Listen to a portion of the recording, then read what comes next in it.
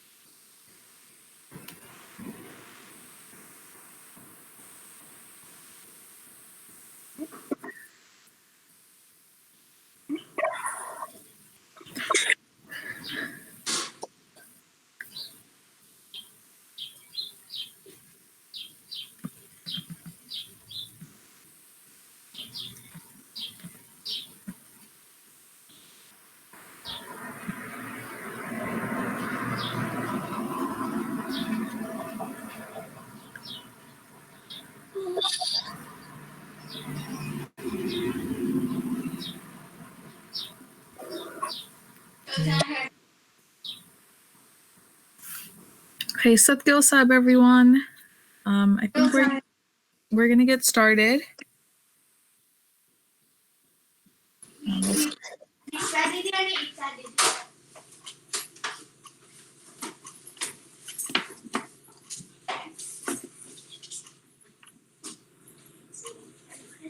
Okay, can everyone just mute themselves while we do stuti? Okay. Shrimad Karna Sagar Maharaj ki jai, Kaival Dham ki jai, Shri Chaldashi Maharaj ki jai, Satgil Sahib. कोटि कोटि वंदन करिए करुणा सागर ने, करिए करुणा सागर ने, नमिए नरवेद सागर ने, समरनति सुख शांति थाये, दर्शन करता दुखड़ा जाए, पाप ताप पूजनति समाये, नित्य नो चावर करिए, सेवा सतगुरु सागर ने, कोटि कोटि वंदन करिए करुणा सागर ने, प्रेम थकी जो पदरज परसे,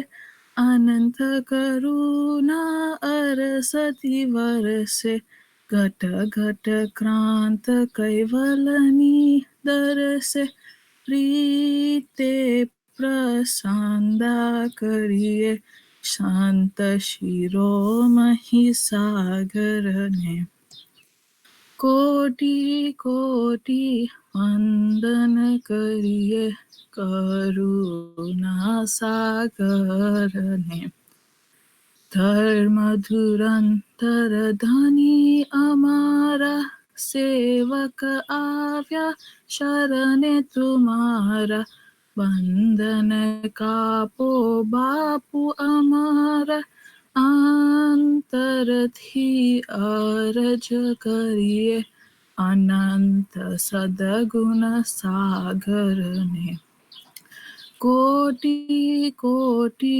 वंदन करिए करुणा सागर ने प्रथम परम गुरु बंदगी भरिए कैवल खदानो प्रारंभ करिए रन छोड़ ध्यान धनीनु करिए दौड़ी दौड़ी ने मरिए शांति नाम सागर ने कोटि कोटि वंदन करिए करुणा सागर ने श्रीमद करुणा सागर महाराज की जय कैवल धाम की जय श्री विचलदास जी महाराज की जय सतगुरु Sahib. Okay, so today we're going to be talking about who Parmguru is. Can somebody or anyone describe Parmguru to me? He holds a book. He holds a book. Do you know what that book is called? Nope. Nope. Anyone? Do you know what the book is? Red color. It's a red. Mavid. Yeah, Pancham Shukshma Ved. You got it. It's a Granth. Okay, anything else? What does Parmguru look like? Or what does he have? Yeah, he has a baldi look. What else?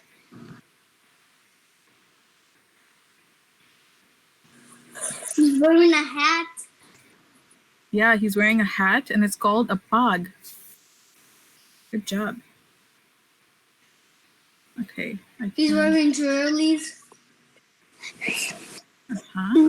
What's that say? You guys can see the picture. So you guys got almost all of them. So he has a baldi look.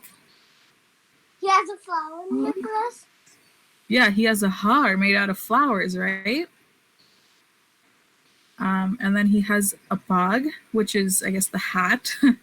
And then he's holding the Pancham Shukshma Ved.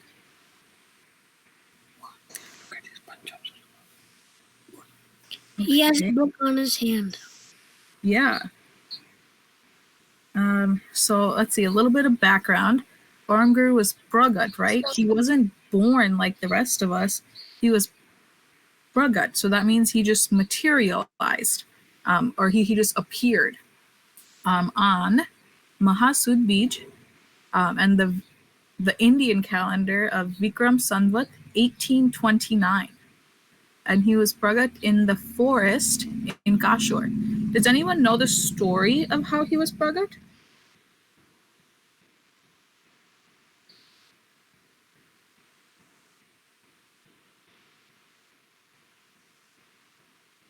No one?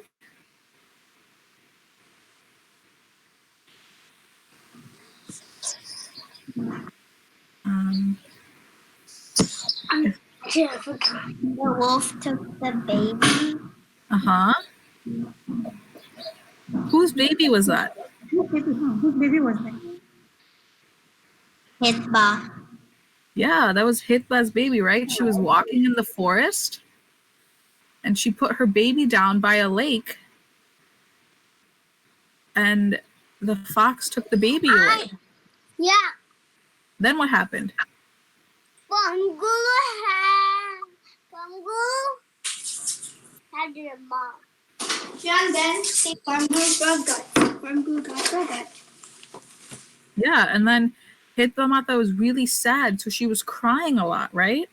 And then so she walked around under a tree. Farmguru was spragat.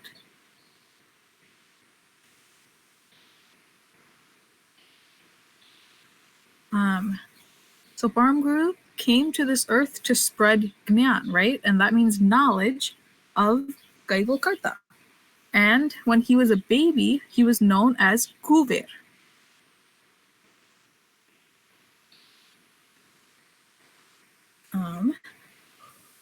So Farmguru went to go take Diksha at the age of 7. Does anyone know what Diksha means?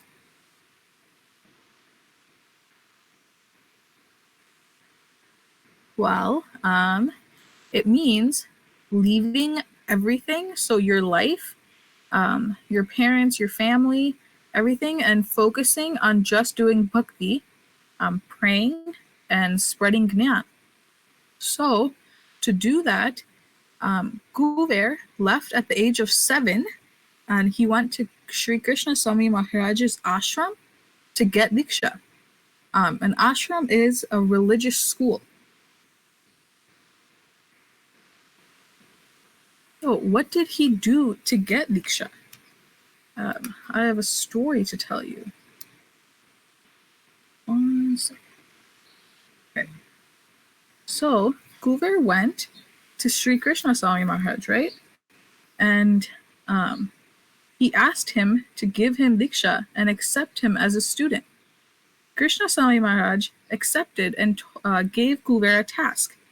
He said, "Fill this land with water." He said, "Kuver, do not put the bucket and the rope down until you finish filling this hole in the ground with water." Kuver stayed up all night, but the hole did not fill up. The next morning, Sri Krishna Swami Maharaj woke up and saw that Kuber was still working. He asked, "What are you doing?" Kuber explained how the water wasn't filling up to the top because a beaver had dug a hole underground and the water was coming out from the hole. Krishna Swami Maharaj asked Kuber, "Why didn't you just fill the hole up?" Kuber replied, "You told me not to put the bucket and rope down until the portion was filled with water. If I had filled the hole, I would have had to put the bucket and the rope down, and that would have been against your orders." Sri Krishna Swami Maharaj was really happy and impressed at the fact that Kuber followed his words exactly, and he gave Kuber Diksha right then.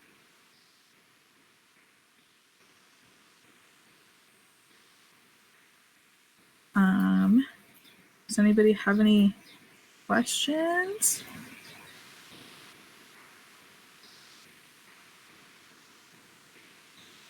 Did you like the story? What did you learn from it?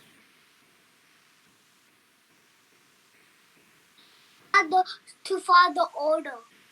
Yeah, to follow what he said, right? Yeah, like what you said, like.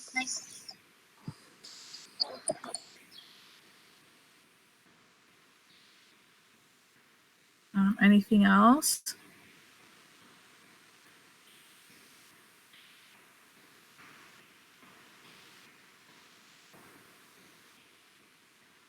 So, the moral of this story was that we should always listen, right?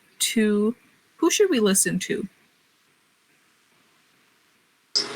Our parents, yeah, our parents, Of course.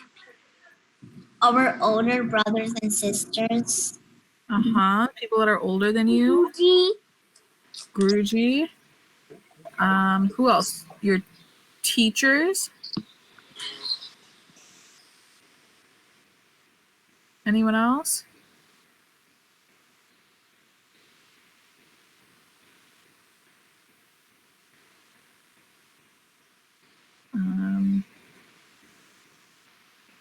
Okay. Why should we listen to some of these people that you guys mentioned? Because you have to do what they're telling you to do. Yeah, but why? Because somebody's older than you. Uh-huh. They're older and They're bigger.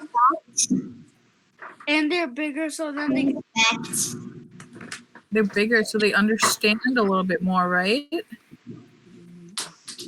And they want what's best for you. I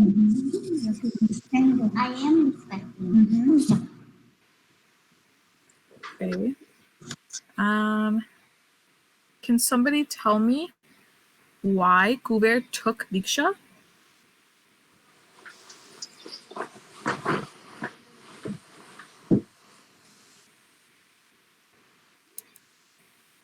Why did Kuber decide to go to Shri Krishna Swami Maharaj and take Diksha?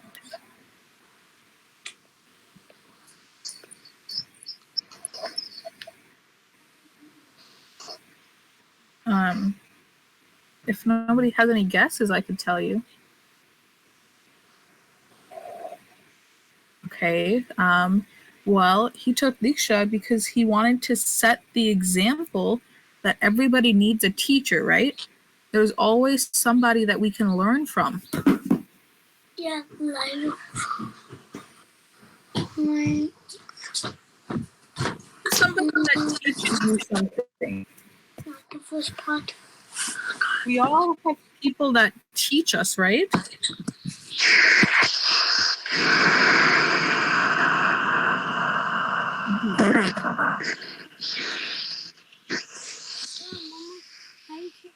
So it's really important to listen to our teachers, just like Guver did.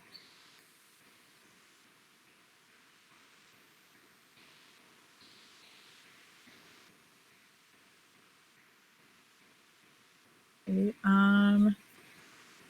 does Ipsadi have anything to add? I have a question for you all. So you know how we have been doing online satsang since the past few weeks? What have you guys learned so far? It can be anything from today, from last week, the week before, anything. All of the gurus. You learned about the gurus, yes, last week. Anybody else? We learned about a Param Guru. Yes, we learned about Param Guru. Learned about Jai Didi. Yes, How we we got learned about Diksha. JVD. How who got Diksha? Param Guru. How Param Guru got Diksha, yes. Who else did we learn about? Malad. Narandashi Mata. Hitba Mata, Narandashi Maharaj, yes. Dashi Malad. Bhugan Dashi Malad. Yes. Uh-huh. Anybody else? Guruji. Guruji, yes.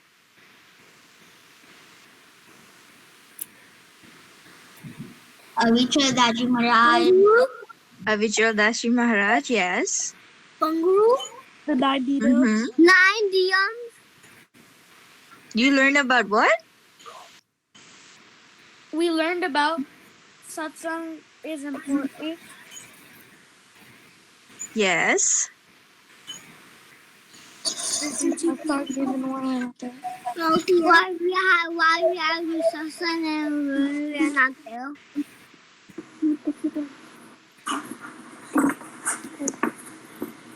Nima said to people.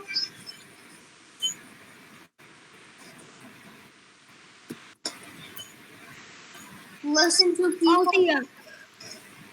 Mm-hmm. Nima said we learned that we have to do satsang when people are not there.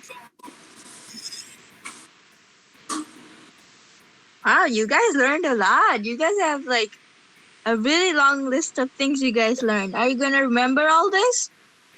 Can I give you an assignment?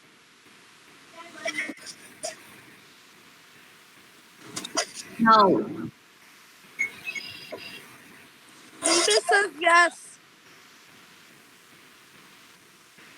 Okay, so I want you to make a list of 5 things that you learned or anything that you're gonna remember, and then we'll share it next week, okay? It could be like in a form of pictures, it could be anything, okay? Be creative, okay? Okay. All right. That's all for today. See you all next week, guys. Satya Sahib. Thank you, Vishwa Didi. Satkyo Sahib. Okay, sir. Thank you so much. No, sir.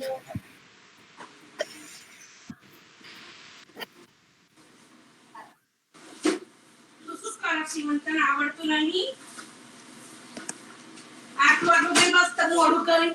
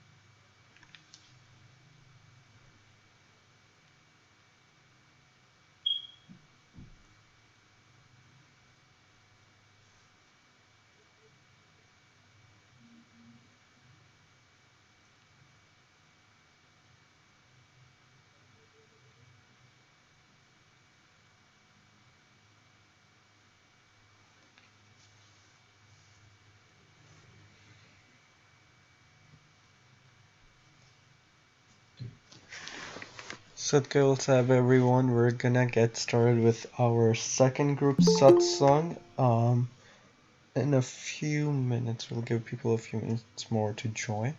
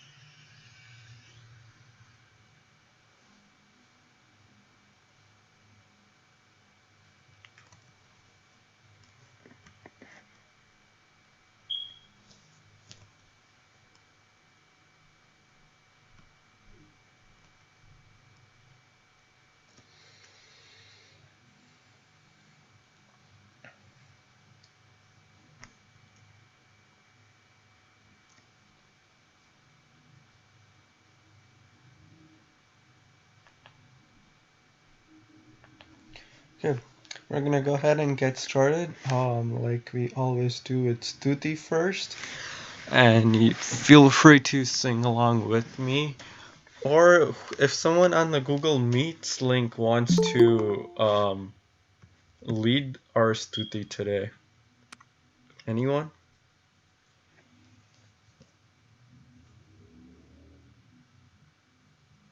Drashti, Ashvi, Bansu, Adi, anyone in North Carolina?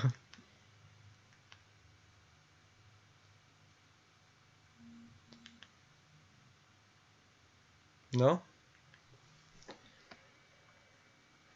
Okay, I guess I'll just do it then. Shrimad Karna Sagar Maharaj ki jai, Kaivala Dham ki jai, Shri Vichal Das Ji Maharaj ki jai, Satkaval Sahib.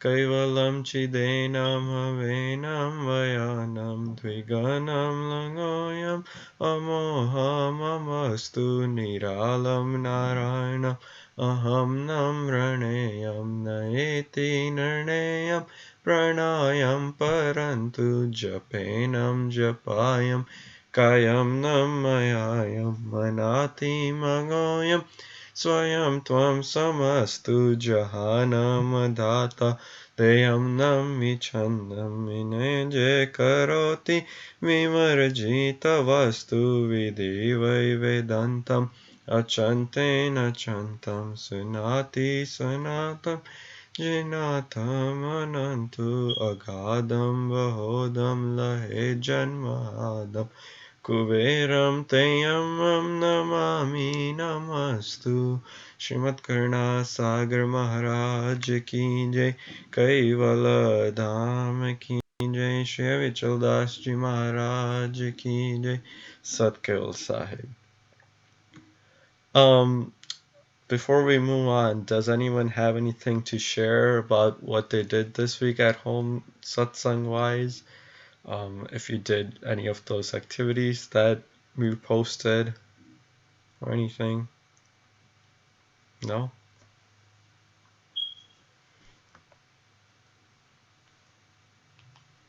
Okay. So this week, I want to start off with this one chopai, and it's, so you can see it on my screen. Bhir pari jab bhakta pukare, ai khade sanmukh hamare. So, does anyone know where this chopai comes from? What stuti or what prarthana does it come from? Param Guru Chalisa. Yes, Param Guru Chalisa. Good job. So, does anyone know what it might mean?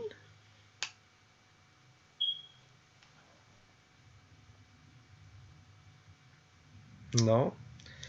Okay. So, Bheed Pari Jab Bhakta Pukare. Bheed is like whenever you have some sort of like a conflict or like an issue or something like that. Pari means like the conflict when you have it. Bhakta Pukare meaning the Bhaktas call. And then the second part, Ai Khade Sunamukh Hamare. He comes to us to help us. So who do you think this japa is referring to? Like, who comes to the bhaktos when they call him when they need help? Param Guru. Param Guru, yes. So because think about this, Param Guru Chalisa, who's it written by? Abichal No. Daji Maharaj. Avichal Dasji Maharaj, our Guruji, right? So it's written by Guruji for Param Guru, right? So in the Chalisa, Guruji is having like a conversation with Param Guru and he's describing Param Guru, right? So in this case, then we're saying whenever bhaktos have any problems or any like dilemmas, they call Param Guru and Param Guru comes to them and he helps them, right?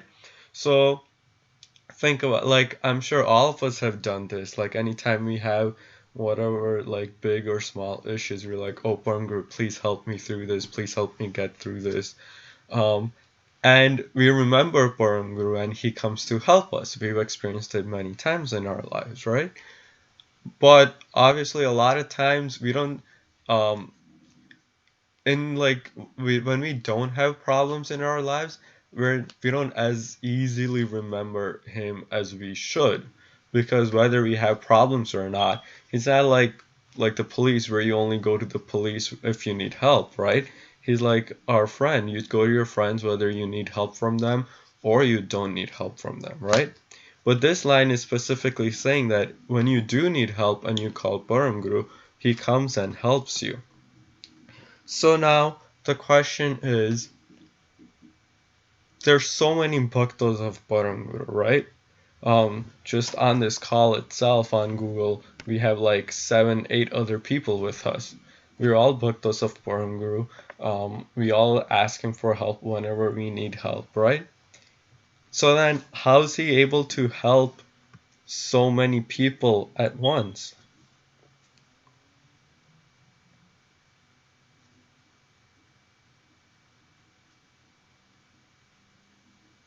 Or does he help so many people at once, or does he just help one person at a time?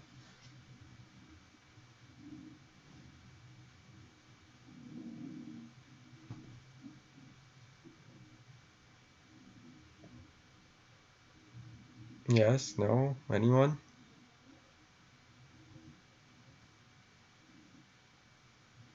So right now, let's say on this call we have Adi.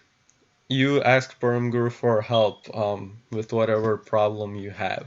And then Ashvi, you also ask Param Guru for help. And you both do it at the same time. So is Param Guru going to come help both of you or just one of you? Both of you. Both of you? How can he do that? How can he help both of them?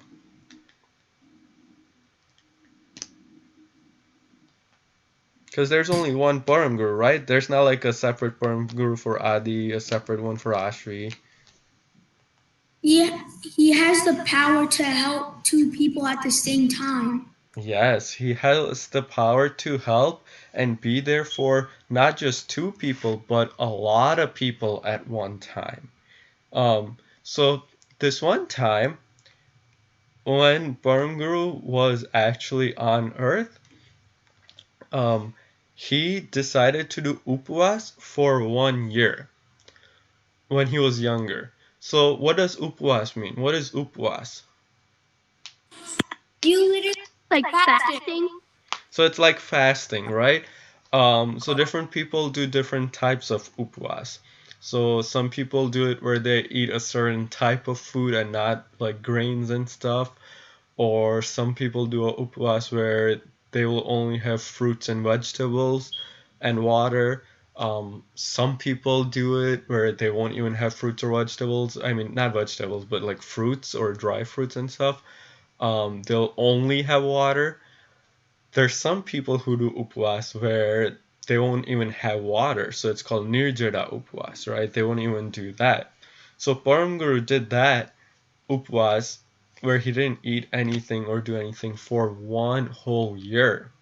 But so here's another question. Why do people do upwas? Why do we do upwas? Why did Param Guru do upwas?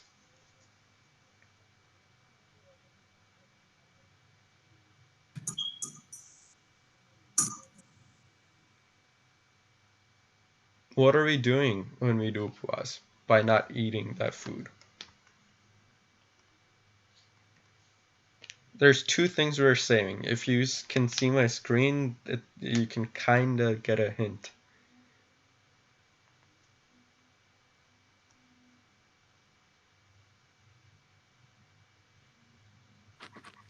We're saving money?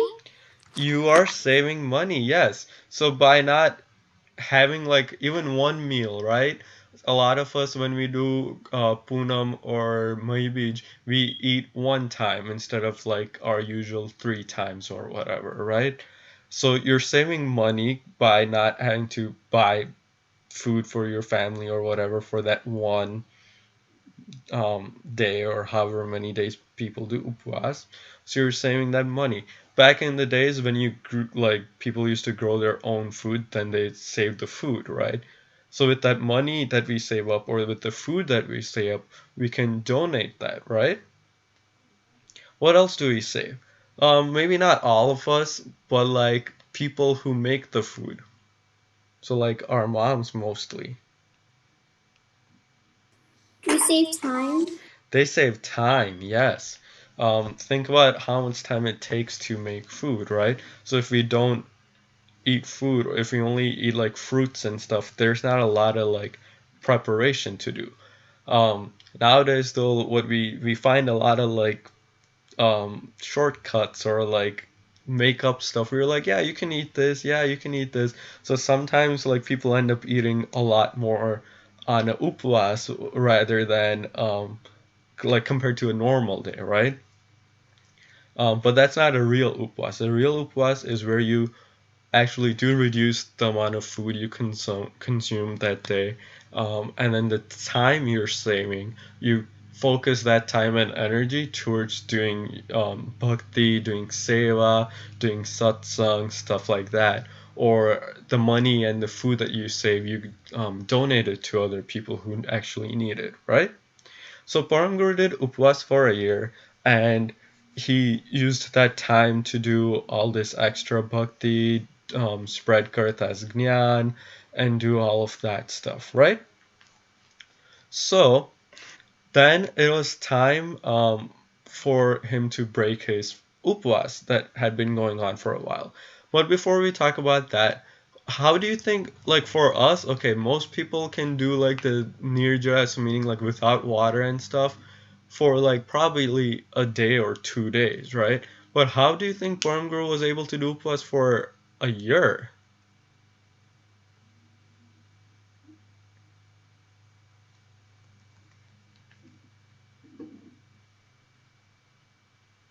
With willpower? Yeah, you can say he does have a stronger willpower than all the rest of us, right? And that kind of ties into the main reason is because he isn't a normal person like us, right?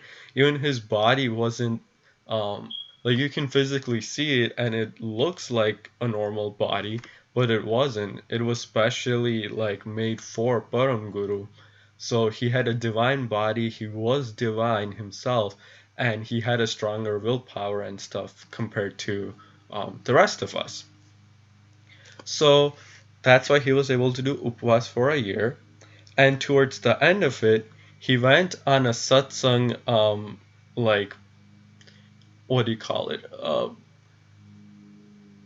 Vichran. So meaning like he would go to different places in Gujarat in India. The way sort of like Guruji now, he goes to places across the world. So he comes to America, then here he'll go to like Chicago, he'll go to North Carolina, he'll go to Maryland, and all these other places, right? And then even in India, Guruji still goes and does satsang in all these different villages and stuff like that. So whenever Param Guru went to do satsangs in different villages, he would be accompanied by all his santos, sadhus, and them, and then there would be all these different bhaktos that would come to him, right? So this one time towards the end of his 1 year upvas, he went to a village called Ajarpura, and there uh, he did satsang. He stayed there for a few days, and then the bhaktos realized that in a few days Param Guru was going to break his upvas that he had been doing for a year.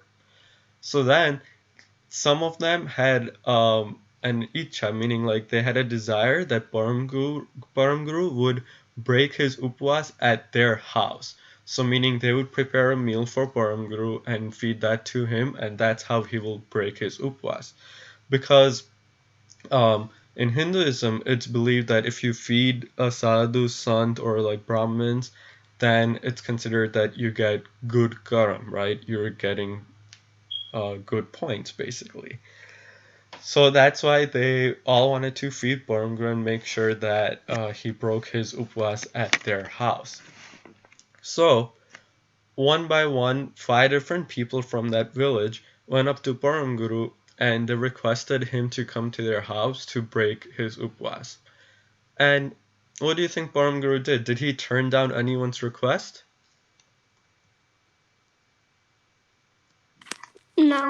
Did he? No, right. So he didn't pick favorites and he's like, oh, I think you're gonna make the best food, so I'll come to your house. I won't go to the other people's house. He didn't say that.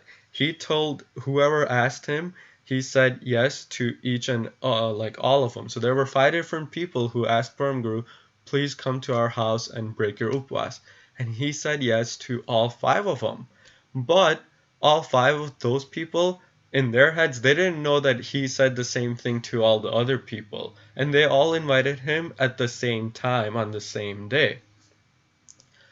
And so they're all thinking in their heads like, yeah, I'm so happy. I have to do all these preparations. Paramguru is going to come to my house. He chose me to break his upvas that he had been doing for 1 year.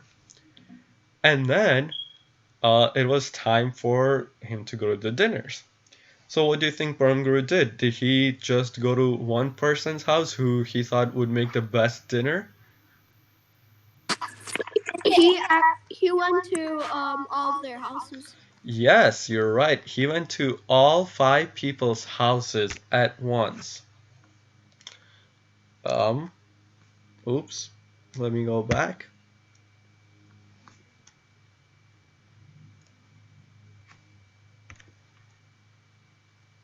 There we go.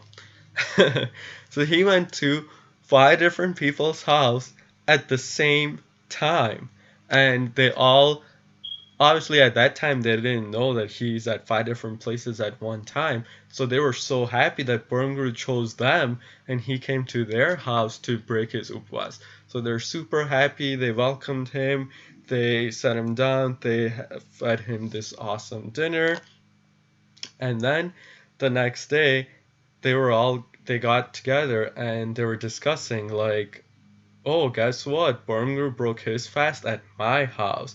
And then the other people are like, oh, no, wait, what are you talking about? Burmguru came to my house and he broke his upvas at my house.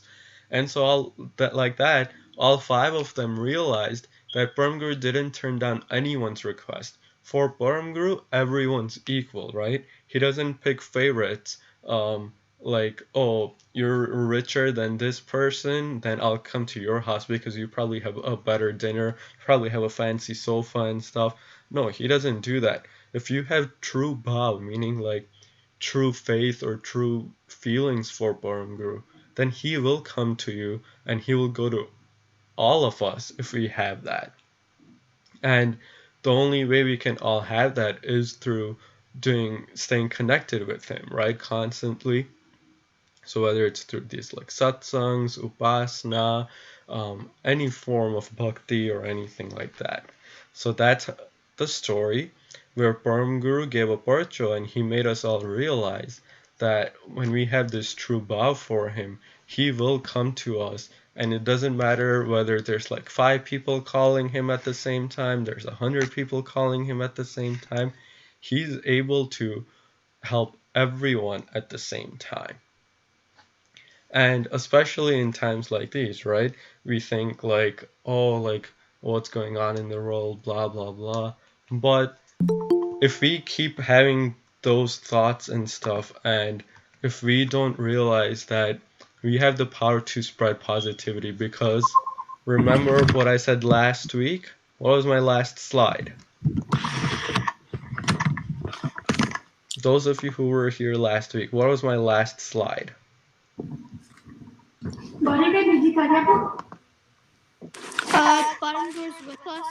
Yes, Param Guru is with us. I 1 second. Param Guru is always with us. So every day you wake up or before you go to bed, we should all have this one thought with us that Param Guru is always with us. Especially like when you wake up in the morning, the first thought. Think about like your favorite line from the Chalisa, your favorite line from any stuti or any prarthana that you like, and then think about this, that Param Guru is always with us, even in tough times like this, right? And then whether we realize it right now or not, he is with us and he's helping us. Like the 5 people in the story that I just told you, at that time they didn't know that Param Guru wasn't just with them, he was with everyone, and that he fulfilled everyone's request.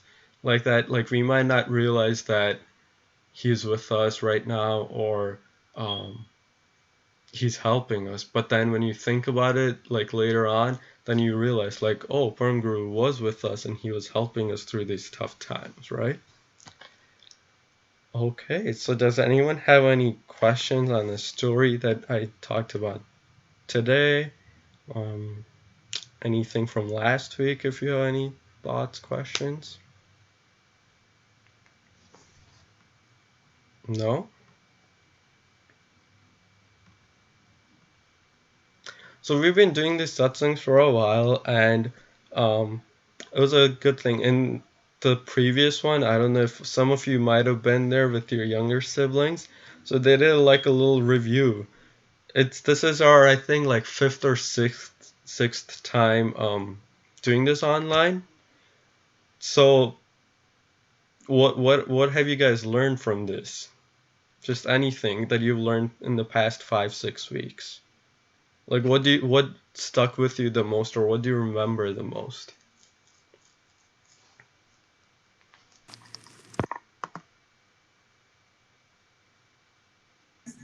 Stay positive. Staying positive, okay. And how do you stay positive right now? I don't know who said it, but it was someone in North Carolina.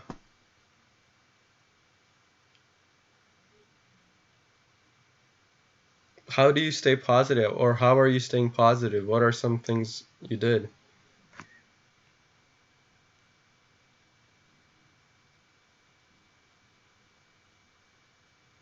You can help your mom. Mm-hmm. Okay, how else? Or anyone else want to share what they learned?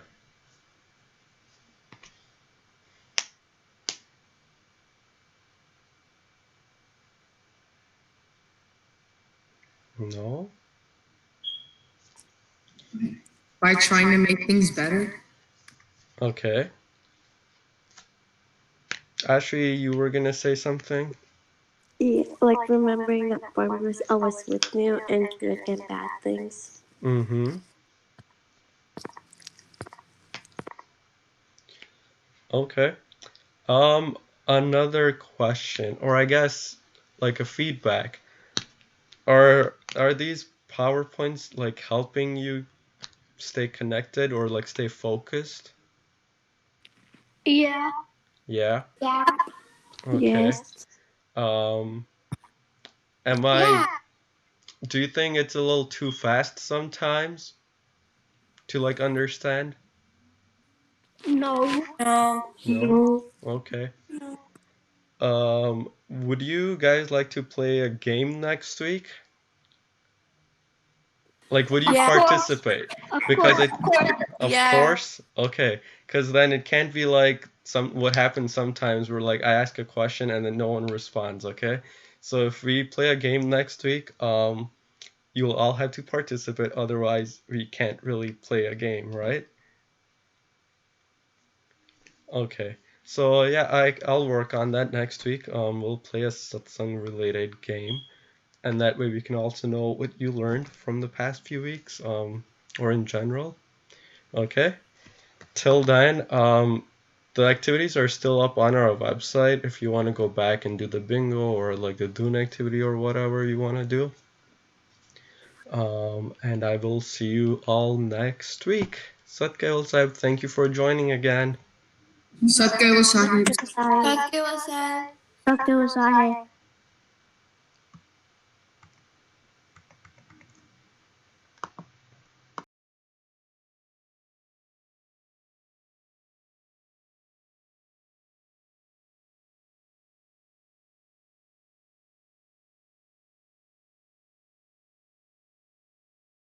ત્રણ મિનિટમાં આપણા મોટાઓનો સત્સંગ શરૂ થશે કે જે આપણને Krishna north કેરોલાઇનાથી કરાવશે.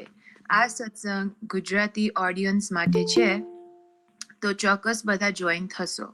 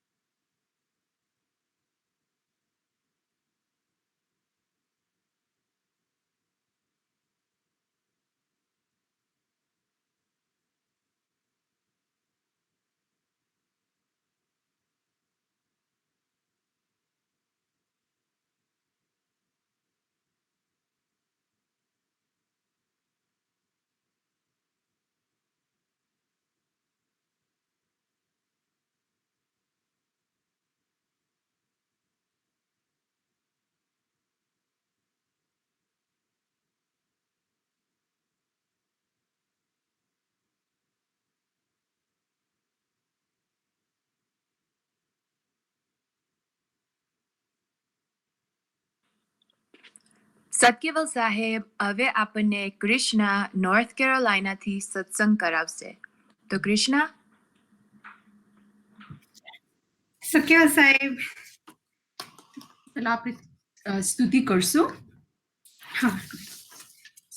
कैवलं चिदेनम् अवेनं वयानं द्विगयनं लघोऽयम् अमोहम् अमस्तु निरालं नारायणम् अहं नम्रनेयं नयेति निर्णेयं प्रणायं परन्तु जपेनं जपायं कायं नमयायं मनाति मगोऽयं स्वयं त्वं समस्तु जहानं दाता द्वितीयं नं विचन्दं विनैजे करोति विवर्जित वस्तु विधि वै वेदन्तम् अचन्तेन चन्दं सुनाति सनातं जेनातं अनन्तु अगाधं वहोदं लहे जन्महादं कुबेरं तयम्मं नमामि नमस्तु। श्रीमद् करुणासागर महाराज की जय, कैवल धाम की जय, श्री विचलदासी महाराज की जय, सतकेवल साहेब।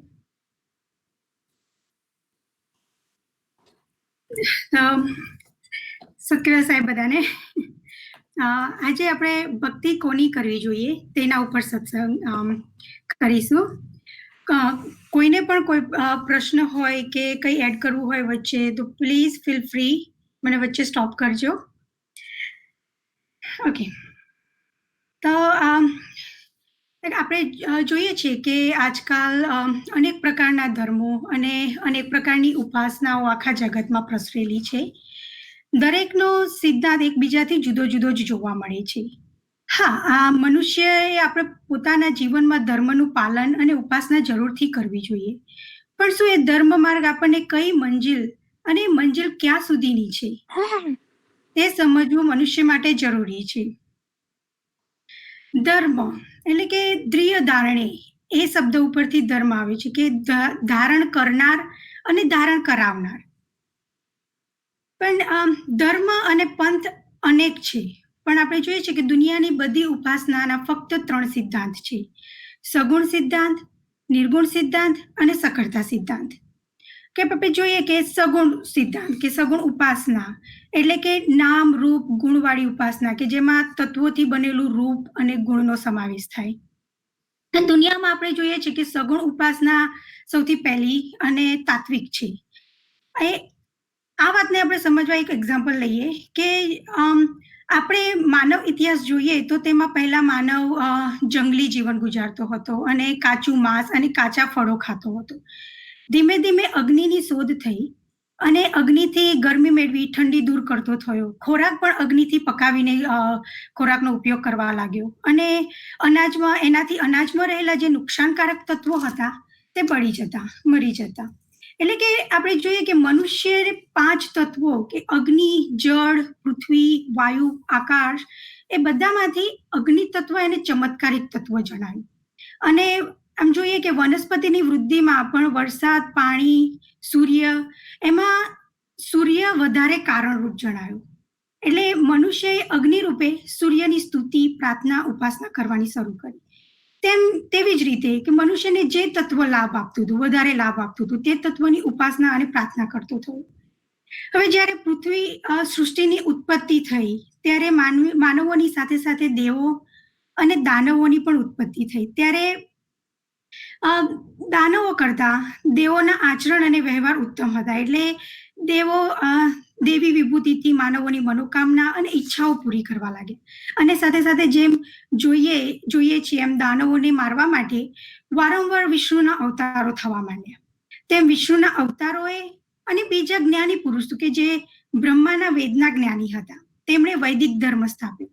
અને આ રીતે બ્રહ્મા, વિષ્ણુ અને શિવ અને તેમના અવતારો તથા કે દેવ દેવીઓની સગુણ ઉપાસના અને અકર્તા બ્રહ્મની નિર્ગુણ ઉપાસનાની શરૂઆત થઈ.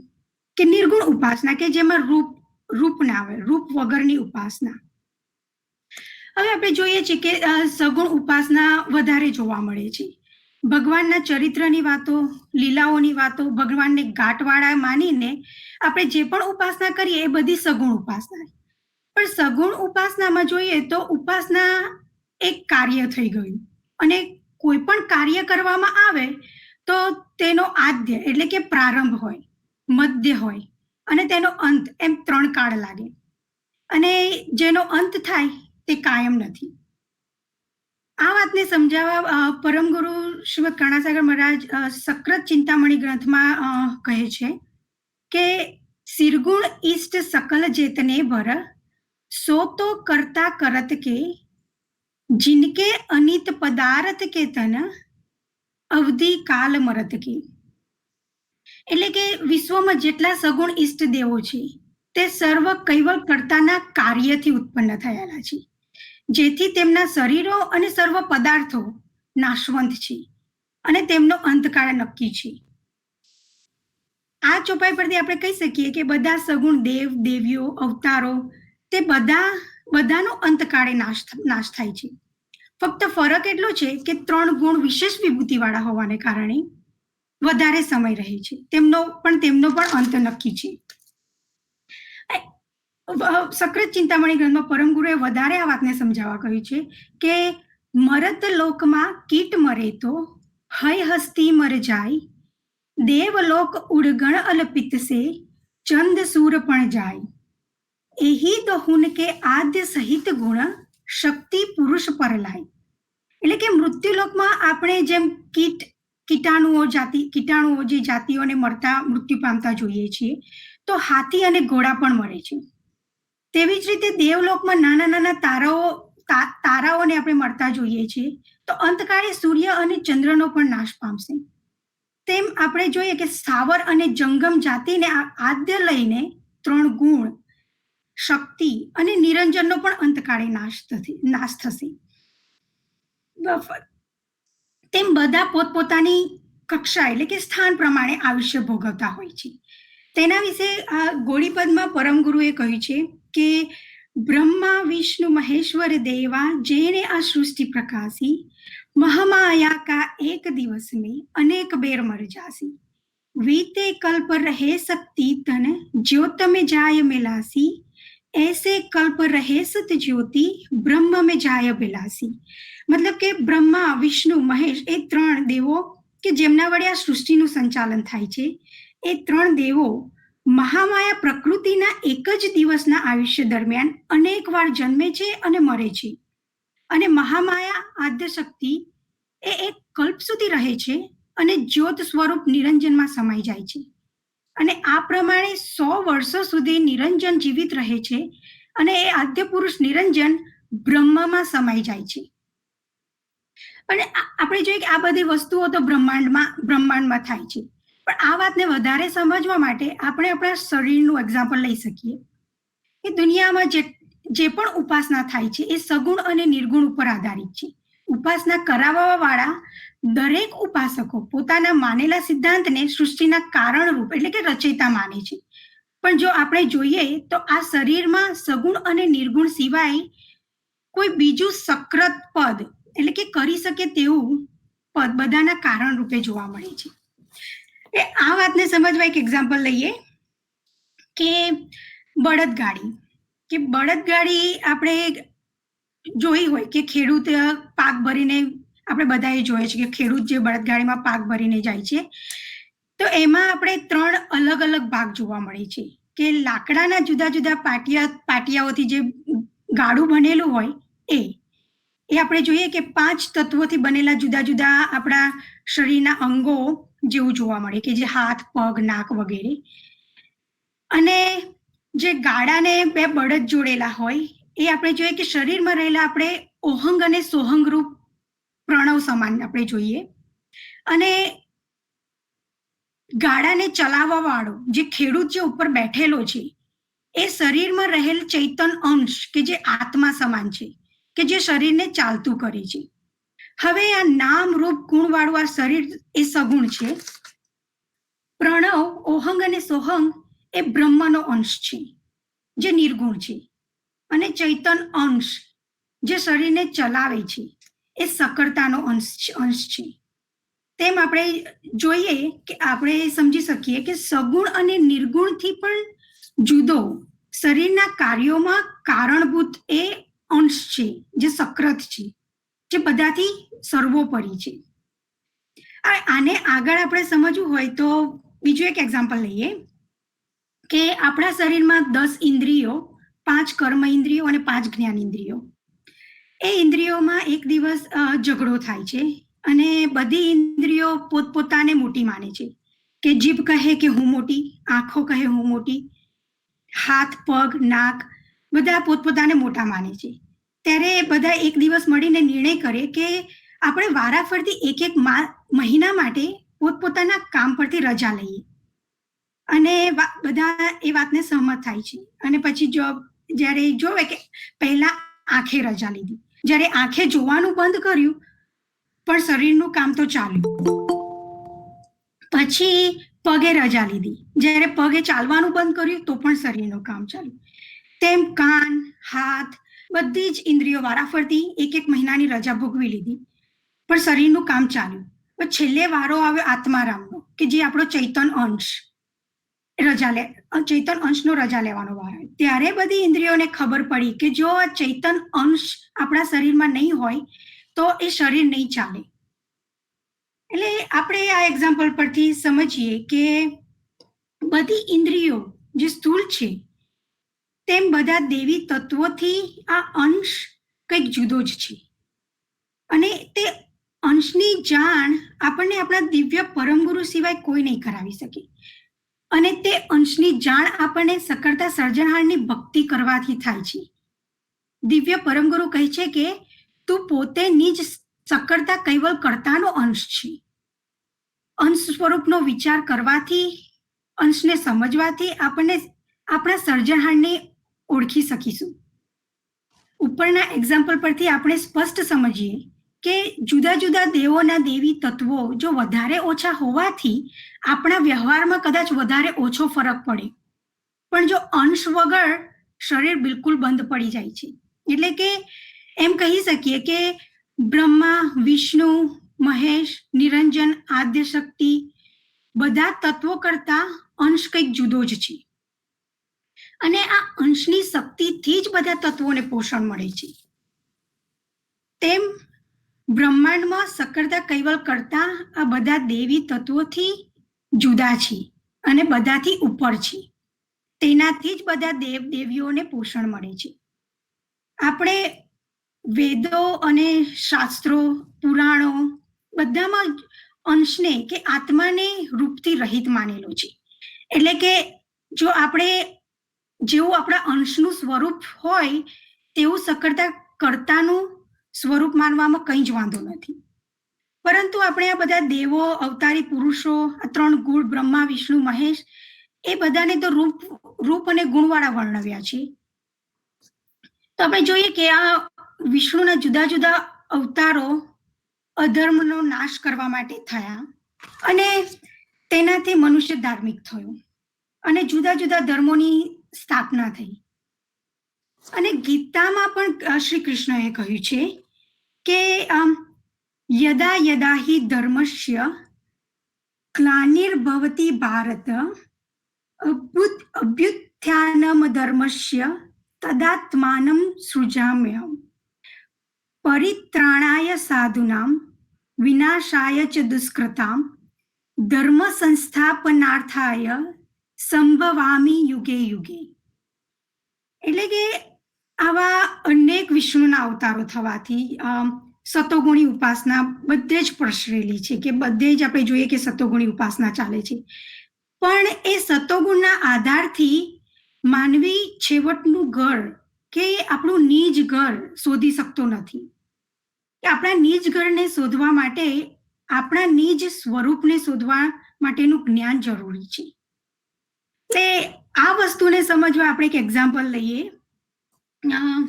એક વેપારી શેઠ હતા અને તે વેપારના કામે બહાર ગામ ગયા અને ત્યાં ઉઘરામણીનું કામ પતાવીને પાછા આવતા જંગલમાં થઈને પસાર થતા હતા. ત્યાં જંગલમાં તેમને 3 ચોર મળ્યા. તે 3 ચોરમાંથી એક ચોર શેઠની પાસે બધું ધન લૂંટી લીધું અને શેઠને ઝાડ સાથે બાંધી દીધા અને ધન લઈને ત્યાંથી ભાગ્યા જતા રહ્યો. પછી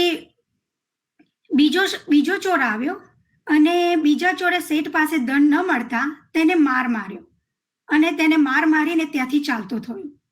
પછી ત્રીજો ચોર આવ્યો અને એ ત્રીજો ચોરનો વ્યવહાર થોડો સારો હતો એટલે તેને શેઠ ઉપર દયા આવી અને શેઠને બાંધેલો છોડાવ્યો અને શેઠને તેને પોતાના ગામ સુધી મૂકવા માટે તૈયાર થયો.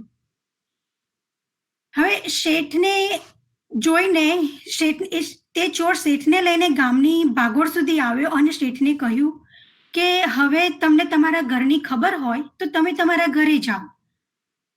અને આ જોઈ અને શેઠને વિચાર આવ્યો કે આ ચોર ઘણો દયાળુ છે, એટલે એણે ચોરને પોતાના ઘરે આવવા માટે આગ્રહ કર્યો. ત્યારે ચોરે કહ્યું કે તમને મારો વ્યવહાર સારો લાગ્યો, ભલે સારો લાગ્યો હોય, પણ હું તો ચોર જ છું, એટલે માટે જો તમારે ઘરે જવું હોય તો તમારી જાતે જાઓ, ત્યાં મારું કોઈ કામ નહીં. એટલે આ એક્ઝામ્પલ પરથી આપણે સમજીએ કે શેઠના રૂપે અંશ એ આ સંસારરૂપી જંગલમાંથી પસાર થતો હતો, ત્યાં તેને રજોગુણ રૂપ ચોર મળતા એ ચોરને તેને વિષય વાસનામાં બાંધી દે છે. અને બાંધી અને તેને વિષય વાસનામાં બંધાતા એ અંશને ગુસ્સો અને લાલચ એ વગેરેમાં બંધાઈ જાય છે, એટલે કે તમો ગુણ તેને મારે છે. હવે આ બંને ચોરની ગેરહાજરીમાં, એટલે કે તમોગુણ અને રજોગુણની ગેરહાજરીમાં સતોગુણ એ અંશને છોડાવે છે અને સાચો રસ્તો બતાવે છે. પરંતુ એ સતોગુણ પ્રકૃતિના બંધનમાં બંધાયેલ હોવાને કારણે અંશને પોતાના નિજ ઘર સુધી, એટલે કે છેવટના ઘર સુધી લઈ જઈ શકતો નથી. આ ઉપરથી આપણે સમજીએ કે ગુણની ઉપાસના કરવાથી અંશ કે આત્માને અખંડ મુક્તિ કે નિજ ઘર મળતું નથી. એટલે કે સગુણ ઉપાસનાથી અંશને મુક્તિ નથી મળતી. બધી સગુણ ઉપાસના એ જગતની અંદરની જ ઉપાસના થઈ, અને જગતની અંદરની ઉપાસના એટલે કે એ બધી સગુણ ઉપાસના આદ્ય શક્તિ સુધી જ પહોંચાડે છે, પરંતુ અખંડ મુક્તિ કે નિજ ઘર સુધી પહોંચાડી શકતા નથી. આ વિશે પરમ ગુરુએ આપણને વિશ્વબ્રહ્મ વિધ્વંસનિધિ ગ્રંથમાં સમજાવ્યું છે કે તેહી દેવન કી ક્રિયા મિલન સે પતિ પરમ નહીં પાય, જ્યોતે મહેલ અવન્ય સિડિયન સે સૂર લોક નવ જાય.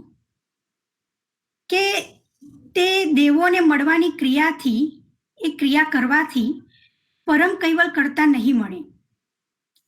કે જેમ આપણે મહેલમાં ઉપર ચડવાની સીડીથી મહેલની છત ઉપર જઈ શકાય, પણ દેવલોકમાં ના જઈ શકાય. વળી આપણે અચરત સાગર ગ્રંથમાં અચરતબાએ કહ્યું છે કે જ્યો કણ બોહિત તેહિત ફલે ઓરકી નહીં આશ. એટલે કે તમે જેવું બી ઉગાડ્યું હોય તેવું જ ફળ મળે. જો તમે બીજા ફળની આશા રાખો તો એ આશા ખોટી છે. એટલે કે વાવે તેવું લણે અને કરે તેવું પામે. એટલે મતલબ આપણે સમજીએ કે આ દેવોની ઉપાસનાથી અખંડ મુક્તિ નથી મળતી, કારણ કે દેવધામ અખંડ નથી. એના વિશે દિવ્ય પરમ ગુરુએ આપણને ગોળીપદ 1માં કહ્યું છે કે 10 અવતાર ધરે ધરણી પર દ્વે મહી અમલ જમાસી, નામ રહે રૂપ રહે નહીં પાવે, અંતકાળ ગયે નાસી. એટલે કે આ પૃથ્વી ઉપર વિષ્ણુના 10 અવતારો થયા, અને 10 અવતારોમાંથી શ્રી રામ અને શ્રી કૃષ્ણ અવતાર વધારે પૂજાયેલા છે. છતાં તેમનો અંતકાળ આવ્યો એટલે તેમનો નાશ થયો. તેમનું નામ એકલું રહ્યું, પરંતુ શરીર કે જે સ્થૂળ શરીર તો નાશ પામ્યું. એટલે કે આપણે જોઈએ કે આ અવતારી પુરુષો એ જે પણ ક્રિયાઓ કરી એ જોઈએ તો તેમાં ભગવાનપણાની યોગ્યતા કે એવું કંઈ દેખાતું નથી. અને તેના માટે દિવ્ય પરમ ગુરુએ અગાધ બોધમાં પણ કહ્યું છે કે બલિ રાજાને જાચા જહી, માંગણ થઈને લીધી મહી, સુપહેલે પોતાની નોતી, કર ઓડીને કીધી છતી, રાવણ કીધું જાનકી હરણ, છલ નવ જાણો કરતા કરણ, હવું રુદન ધીરજ નવ ધરું, જુઓ ચરિતર જીવનનું કરું, રાવણ માર્યો થાપ્યો ભક્ત, સ્વાર્થ સરખું સાંધ્યું વ્યક્ત. એ તો છે જીવનનો વ્યવહાર, કુબેર અધિકસો ઈસ ઇતબાર. એટલે કે વિષ્ણુએ પોતે ભિક્ષુક બનીને બલિરાજાને ત્યાં ભીખમાં પૃથ્વી લીધી. ત્યારે એ પૃથ્વી માંગ્યા પહેલા શું એ પૃથ્વી તેમની નહોતી, તો તેમને માંગવી પડી. વળી રાવણે સીતાનું હરણ કર્યું, એ કપટ હતું. તો શું એ રામ રાવણનું કપટ જાણી ના શક્યા? અને પછી પાછા હરણ થયા પછી તે દુઃખી થઈને રડવા લાગ્યા. આ બધું તો જીવદશા જેવા સામાન્ય જીવો જેવું ચરિત્ર છે. અને પછી પોતાના સ્વાર્થ માટે રાવણને મારીને પોતાના ભક્ત વિભીષણને જ રાજ્ય આપ્યું. વળી આવો બધો વ્યવહાર તો સામાન્ય માનવ જેવો છે. વધારે પરમગુરુ અગાધબોધમાં કહે છે કે શ્રી કૃષ્ણ જેલમાં જન્મ્યા હતા અને ખબર ના પડે તેમ ગોકુળમાં જઈને વસ્યા. અને મોટા થયા ત્યારે પોતાના ઉપર જે દુઃખ આપનાર ઉપર ગુસ્સો અને ઝેર આવ્યું એટલે પોતાનો પ્રતિશોધ લીધો. અને જ્યારે જરાસંઘ ગુસ્સો કરીને આવ્યો ત્યારે કૃષ્ણ ભાગી ગયા. તો પછી કંસને માર્યો એ બધી શક્તિ ક્યાં ગઈ? અને અડધી રાતે પાછા ચોર થઈને ત્યાંથી ભાગી ગયા અને પાછા દ્વારકા આવીને દ્વારકાના સમુદ્રમાં વસ્યા ત્યારે એમને સુખ મળ્યું. પણ શું સામો માણસ બળથી સામો થાય અને ત્યારે નાસી જવું એ તો સામાન્ય માણસ જેવું થયું. અને જે માણસનામાં જોર ના હોય તેની સામે લડવું એમાં શું ઈશ્વર પણ શું આપણે વિશ્વાસ કરી શકીએ? એટલે આપણે આ સામાન્ય માણસો સાચું ના જાણીએ એટલે આવા અવતારી પુરુષો અને એ લોકોને ઈશ્વર માનીએ છીએ અને આ જન્મ મરણના ચક્રમાંથી બહાર નીકળી શકતા નથી. આમ આવા ઈશ્વરોની ઉપાસના કરવાથી કદાચ આપણને દૈવી ધામ મળે કે સ્વર્ગ મળે. પણ કરેલા કર્મો કે ઉપાસનાનું આપણું ફળ પૂરું થાય એટલે પાછા આપણે જન્મ મરણના ચક્રમાં આવવું પડે છે. એટલે કે આપણને અખંડ મુક્તિ નથી મળતી. હવે આ વાતને સાબિત આપણે કરવા માટે પણ આપણા શાસ્ત્રોમાં પણ કહ્યું છે કે તે ત્વમ ભુક્ત્વા સ્વર્ગ લોકમ વિશાલમ ક્ષીણે પુણ્યે મૃત્યુ લોકે વસંતી. એટલે કે પોતાના કરેલા કર્મમાંથી આપણને સમૃદ્ધિ મળે, સ્વર્ગ લોક મળે કે દેવીના ધામ આપણને ભોગવવા મળે. પણ આપણા કર્મનું ફળ પૂરું થાય એટલે પાછા આપણે મૃત્યુ લોકમાં એટલે કે જન્મ મરણના ચક્રમાં પાછું આવવું પડે છે. એટલે જો આપણા અંશને અખંડ મુક્તિ મેળવવી હોય તો કર્મના બંધનમાંથી મુક્ત થવું પડે. અને જેવી રીતે અંશ કરતાથી છૂટો થયો હતો એવો પાછો ના થાય ત્યાં સુધી આપણને અખંડ મુક્તિ ના મળે. હવે આ વાતને સમજવા આપણે એક એક્ઝામ્પલ લઈએ કે કોઈ એક મકાનમાં એક ઉંદર રહેતો હતો અને મકાન માલિક મકાન બંધ કરીને પરદેશમાં ધંધાના કામે ગયેલો. એટલે જ્યારે મકાન માલિક રહેતો હતો ત્યારે ઉંદરને સારું ખાવાનું મળતું હતું, જેથી એ ઉંદર સરસ જાડો હતો, હેલ્ધી હતું. પરંતુ જ્યારે મકાન માલિક નહોતા ત્યારથી તેને ખોરાક મળતો બંધ થઈ ગયો એટલે ભૂખથી સુકાવા લાગ્યો અને તેનું શરીર જે પહેલા હતું એના કરતાં અડધું થઈ ગયું. પણ એક દિવસ ઘરમાં ફરતા ફરતા તેને લોખંડની કોઠી મળી અને કોઠીમાં અનાજના દાણા ભરેલા હતા. અને કોઠીમાં દાણા કાઢવા માટે એક નાનકડું બારું મૂકેલું હતું કે કાણું મૂકેલું હતું. અને એ બારું થોડું ખુલ્લું રહી ગયું હતું એટલે એ ઉંદર જે સુકાયેલો હતો તે જેમ તેમ કરીને અંદર પેસી ગયો. અને કોઠીની અંદર અનાજ હતું એ ભૂખ્યો ઉંદર અનાજ જોઈને ખુશ થઈ ગયો અને એને ખાવા લાગ્યો. લગભગ મહિના સુધી તેનું ખાવાનું ચાલ્યું. હવે ખોરાક મળવાથી ઉંદર પાછો હતો તેના કરતાં વધારે જાડો થઈ ગયો. જ્યારે અનાજ ખૂટતા એ બહાર નીકળવા માટે પ્રયત્ન કર્યો પણ જે બારામાં થઈને એ ઉંદર આવ્યો હતો અંદર તે બારું તેને નાનું લાગ્યું, સાંકડું લાગ્યું. હકીકતમાં બારું તો જે હતું તે જ છે પણ જ્યારે ઉંદર આવ્યો હતો અંદર ત્યારે એ દુબળો પાતળો હતો. પણ અત્યારે એનું શરીર જાડું થઈ ગયું છે. એણે ઘણા પ્રયત્નો કર્યા પણ ઉંદર નીકળી શક્યો નહીં. તે જ વખતે એ કાણામાં ફરતી ફરતી એક ગરોળી આવી. તેણે આ ઉંદરનું દુઃખ જોયું અને પૂછ્યું કે પેસતી વખતે તમે ક્યાં થઈને બેઠા હતા? ઉંદરે કહ્યું કે હું અહીંયા આ જ બારામાંથી અંદર આવ્યો હતો, પણ જ્યારે હું આવ્યો હતો એ વખતે હું દુબળો પાતળો હતો. પછી ગરોળી બોલી કે તો નીકળતી વખતે થોડી ધીરજ રાખો, આ શરીર પરની આ ચરબી દૂર થશે અને તમે જેવા છો તેવા થશો ત્યારે અહીંથી નીકળી શકશો. તેમ અંદર એ ઉંદરને પહેલા પણ ભૂખનું દુઃખ સહન કર્યું, હવે પછી ફરી પણ ભૂખનું દુઃખ સહન કરવું પડશે. એમ આવી આ કર્મકાંડની ક્રિયાઓથી આપણને સ્વર્ગ કે દેવ દેવીના ધામ મળશે, પણ તેનું સુખ ભોગવીને પાછા તો આ મૃત્યુ લોકમાં એટલે કે જન્મ મરણના ચક્કર કાપવા માટે અહીંયા પાછા દુનિયામાં આવવું પડશે. એટલે કે આપણને જો પરમ કૈવલ મુક્તિ જોઈએ તો આપણે આપણા આ કર્મ બંધનમાંથી છૂટવું પડશે. એટલે કે જેવા હતા તેવા જ પહેલા પાછા થવું પડશે, કે જેવી સ્થિતિમાંથી આપણો અંશ કર્તાથી છૂટો પડ્યો હતો, જો તેવો પાછો નહીં થાય ત્યાં સુધી આપણને અખંડ કૈવલ મુક્તિ નહીં મળે. એટલે આ વાતને સમજાવવા દિવ્ય પરમ ગુરુ કહે છે કે ઉદે અસ્ત ઓરુ ઉત ઇત યા ગમ જુગદર મહાય કહે કુવેર હમ વિન જેહી કહનકાર કોઈ નાય. એટલે કે આ સૃષ્ટિ ઉત્પન્ન થઈ ત્યારથી કે અસ્ત થતા સુધીમાં તેમજ મૃત્યુલોકથી કે દેવલોક સુધીમાં પોતાના નિજ ચૈતન અંશ અને પતિપદ એવા કૈવલ કરતાના ધામની કોઈને જાણ હોય તો આ સૃષ્ટિમાં દિવ્ય પરમ ગુરુ સિવાય બીજે કોઈને નથી અને કોઈ નહીં આપી શકે.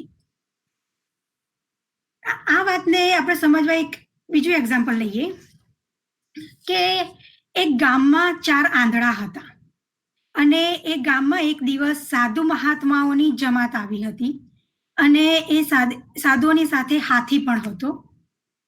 ત્યારે એ 4 આંધળાઓને ખબર પડી કે એક ગામમાં હાથી આવ્યો છે અને એ હાથી જોવાની તેમને ઈચ્છા થઈ. ત્યારે કોઈની સહાયથી તેઓ હાથી પાસે આવ્યા, પણ તેઓ જન્મથી આંધળા હોવાથી તેમને ખબર નહોતી કે હાથી કેટલો મોટો અને વિશાળ છે. પણ એ જોવા આવેલા 4 આંધળાઓના હાથમાં હાથીના 4 જુદા જુદા ભાગ આવ્યા. એકના હાથમાં હાથીનો પગ આવ્યો અને તેણે વિચારી લીધું કે હાથી થાંભલા જેવો છે. બીજાના હાથમાં હાથીના કાન આવ્યા અને તેણે વિચારી લીધું કે હાથી સુપડા જેવો છે. ત્રીજાના હાથમાં હાથીના પેટનો ભાગ આવ્યો અને વિચારી લીધું કે હાથી પથ્થર જેવો છે. જ્યારે ચોથાના હાથમાં હાથીનું પૂંછડું આવ્યું અને માની લીધું કે હાથી સાવરણી જેવો છે. અને એ ચારેય આંધળાઓ અંદર અંદર ઝઘડવા માંડ્યા અને પોતપોતાની વાતને મનાવા લાગ્યા. એટલામાં એક દેખાતો માણસ ત્યાંથી આવ્યો, પસાર થતો હતો અને જોયું કે આ 4 આંધળાઓ ઝઘડે છે અને તેમને સમજાયું કે તમે ચારેય ખોટા છો. તમે બધાના હાથમાં તો હાથીનું એક અંગ જ આવ્યું છે અને તમે નિર્ણય કરી લીધો કે હાથી આવો છે અને હાથી તેવો છે. ત્યારે દેખાતા વ્યક્તિએ એ 4 આંધળાઓને સમજાવ્યું કે હાથી કેટલો મોટો અને વિશાળ છે. તેમ આપણે સમજીએ કે આ દુનિયાના ધર્મના સ્થાપકોએ જાણ્યા વગર જ આ કર્તાના અંગરૂપી કૃતમાં ભેદ પાડીને જુદા જુદા મતો ઊભા કરી દીધા છે. કોઈ કહે કે ભગવાન સતોગુણી વિષ્ણુ કે બ્રહ્મા કે મહેશ છે, કોઈ કહે કે નિરંજન પુરુષ ભગવાન છે, વળી કોઈ કહે કે આ આદ્ય શક્તિ સૃષ્ટિના સર્જનનું કારણ છે. કેટલાક કહે કે આ બ્રહ્મ જ્ઞાન ભગવાન માની બેઠા છે. પણ આ સત્ય સકળતા કૈવલ કરતાનો નિર્ણય આ જ્ઞાનરૂપી આંખો ના હોવાને કારણે આપણે કોઈ સમજી શક્યું જ નથી કે કરી શક્યું જ નથી. પણ જો આ સર્જનહારનો નિર્ણય તો તેને જ ખબર પડે કે જેને સર્જનહારની ખબર હોય, કે જેને સર્જનહારને જોયા હોય, તે જ કરી શકે. તો તે કર્તાની જાણ આપણને આપણા દિવ્ય પરમ ગુરુ સિવાય આ દુનિયામાં કોઈ જ નહીં કરાવી શકે. તે કર્તાના સાનિધ્યમાં રહેતા હતા અને કર્તાએ પરમ ગુરુને આ અજ્ઞાનના અંધકારમાંથી આ અજ્ઞાની જીવોને છોડાવવા માટે જ આ પૃથ્વી ઉપર દેહ ધારણ કરાવ્યું છે. અને તેમણે આ કર્મકાંડ વાળી ભ્રમણાઓમાંથી આ જીવોને મુક્તિ મળે તેવા શુદ્ધ આશયથી આ સકળતા સિદ્ધાંત આ કૈવલ ધર્મની સ્થાપના કરી છે. વળી દિવ્ય પરમ ગુરુ એ વિશ્વબ્રહ્મ વિધ્વંસ નીતિ ગ્રંથમાં કહ્યું છે કે નિજ કરતા અવતાર ધરત નહીં, મરત લોક કે ચોલે, જીનું ચિત વન સે હવે सकल को ते क्यों भव भर डोले. કે નિજ કૈવલ કરતા પોતે મૃત્યુલોકમાં આ પંચ ભૌતિક શરીર ધારણ કરીને અવતાર લેતા જ નથી. કારણ કે જેના ફક્ત ચિતવનથી જ આ સર્વ જગત ઉત્પન્ન થાય તો તેવા પરમ કૈવલ કરતા જગતમાં શા માટે રખડતા ફરે. એટલે આપણે આવા દિવ્ય પરમ ગુરુના શરણમાં જવાથી જ આપણને કૈવલ કર્તાનું ધામ પ્રાપ્ત થશે કે જે શાશ્વત છે. વળી પરમ ગુરુએ આપણે સંધ્યા સાખીમાં કહ્યું છે કે 14 તબકજીનું સિર પર ઓર 14 ઉપછાડ, મધ્ય મહેલ કૈવલ કુલ સુગડ સભોમ સગાડ, તે કૈવલ ખુદ ખાવન અખિલ જીવન કીર્તાર, કહે કુવેર દરસાવહુ જો જન હોય હમાર. એટલે કે દિવ્ય પરમ ગુરુ કહે છે કે જેની ઉપર 14 તબક અને જેની નીચે 14 તબક આવેલા છે એવા મધ્યમાં કૈવલ ધામ કૈવલ કર્તાનો મહેલ આવેલો છે. અને તે કૈવલ કર્તા આ જગતના પતિ સ્વામી છે અને આ સમસ્ત જીવોના સર્જનહાર છે. અને જે કોઈ માણસ મારા શરણમાં આવીને મારો બનશે એને હું આ જગતના સર્જનહાર સાથે મળાવીશ. કે દિવ્ય પરમગુરુ આ પૃથ્વી ઉપર 16 વિભૂતિ સાથે આવ્યા છે. પરમગુરુ આપણને આ જન્મ મરણના ચક્રમાંથી તો છોડાવે જ છે, સાથે સાથે આપણને આપણી બધી ઈચ્છાઓ પણ પૂરી કરે છે કે આ જીવનનું સુખ પણ આપણને આપે છે. એની સાબિતી રૂપે કરતા સ્તુતિ સાખીમાં પરમગુરુએ કહ્યું છે કે ભક્તિ જ્ઞાન વૈરાગ કે સકલ શાસ્ત્ર ફલટેર, સહુ સંપત્તિ સુખ પાઈએ બેઠત શ્રીમંત કુવેર. કે જેમ આપણા શાસ્ત્રોમાં કહ્યું છે કે આ ભક્તિ જ્ઞાન વૈરાગ ધારણ કરી આપણે અનેક પ્રકારની સાધનાઓ કરવાથી આપણને અનેક પ્રકારનું સુખ, સમૃદ્ધિ અને સંપત્તિ પ્રાપ્ત થાય છે. પણ આ બધી પ્રકારના સુખ, સમૃદ્ધિ, સંપત્તિ તો ફક્ત દિવ્ય પરમ ગુરુના શરણમાં આવવાથી જ પ્રાપ્ત થઈ જાય છે. અને નારાયણદાસજી મહારાજે પણ ગુરુ મહિમા સાખીમાં કહ્યું છે કે તેહી દાતા ગુરુ પરમહી શ્રીમત કુવેર સતનામ, નારાયણદાસ નિર્ભય ભયો કરી ચરણ વિશ્રામ. કે પરમ ગુરુ આપણને આ ઉપર જણાવ્યા પ્રમાણે તમામ પ્રકારના સુખ, સમૃદ્ધિ, સંપત્તિ ના દાતા તો છે જ, એ બધું સુખ તો આપણને આપે છે, સાથે અખંડ મુક્તિનું પણ સુખ આપે છે. એ અખંડ મુક્તિના પણ દાતા છે. અને હું કે જે નારાયણદાસજી મહારાજ પરમ ગુરુના ચરણમાં વિશ્રામ કરીને ભયથી મુક્ત નિર્ભય થઈ ગયા છે. એટલે આ મારો બસ એક જ મેસેજ છે આ સત્સંગનો કે આપણે આવા કર્મકાંડ વાળી ભ્રમણાઓ વાળી ઉપાસના અને ભક્તિમાંથી આપણને અખંડ કૈવલ મુક્તિ નહીં મળે. એ મુક્તિ મેળવવા માટે તો આપણે દિવ્ય પરમ ગુરુના શરણમાં જ આવવું પડશે. સત્કેવલ સાહેબ, કોઈને કોઈ પણ પ્રશ્ન હોય તો કહેજો. કઈને એડ કરવું હોય કશું પણ.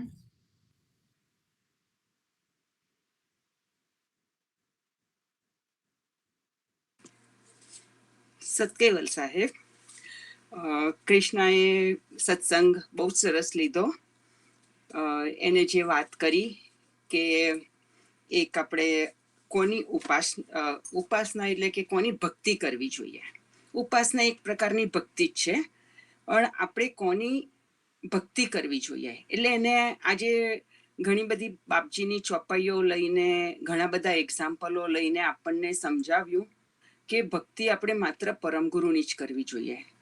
તો કેમ પરમગુરુની ભક્તિ કરવી જોઈએ એની માટે જ એને બધા દ્રષ્ટાંતો આપ્યા અને જુદી જુદી પરમગુરુના ગ્રંથોમાંથી ચોપાઈઓ લીધી કે પરમગુરુની ભક્તિ કરવાથી આપણને પરમપદ પ્રાપ્ત થાય છે. અને આપણે વારંવાર જન્મ મરણના ચક્કરમાં આવવું નથી પડતું. જ્યારે વારંવાર આપણે જન્મ મરણ ધારણ કરવું પડે છે ત્યારે આપણને અનેક પ્રકારના આપણે દુઃખો સહન કરી રહ્યા છીએ. જન્મવાનું ને મરવાનું તો એક દુઃખ છે જ. આપણે જન્મતી વખતે આપણને જે દુઃખ પડ્યું છે એ આપણે નથી જાણતા કે કેવું હતું. અને આપણે ઘણા બધાના જે મૃત્યુ થાય છે તો આપણે એમનું મરણ વખતનું દુઃખ જોઈ રહ્યા હોઈએ છીએ, જો આપણે એમની સન્મુખ હોઈએ તો, કે માણસને અસહ્ય વેદના હોય છે. અને આપણે ઘણા બધાના મુખે સાંભળીએ છીએ કે જન્મવાના દુઃખ કરતાં પણ અનેક ગણું મૃત્યુ સમયનું દુઃખ છે.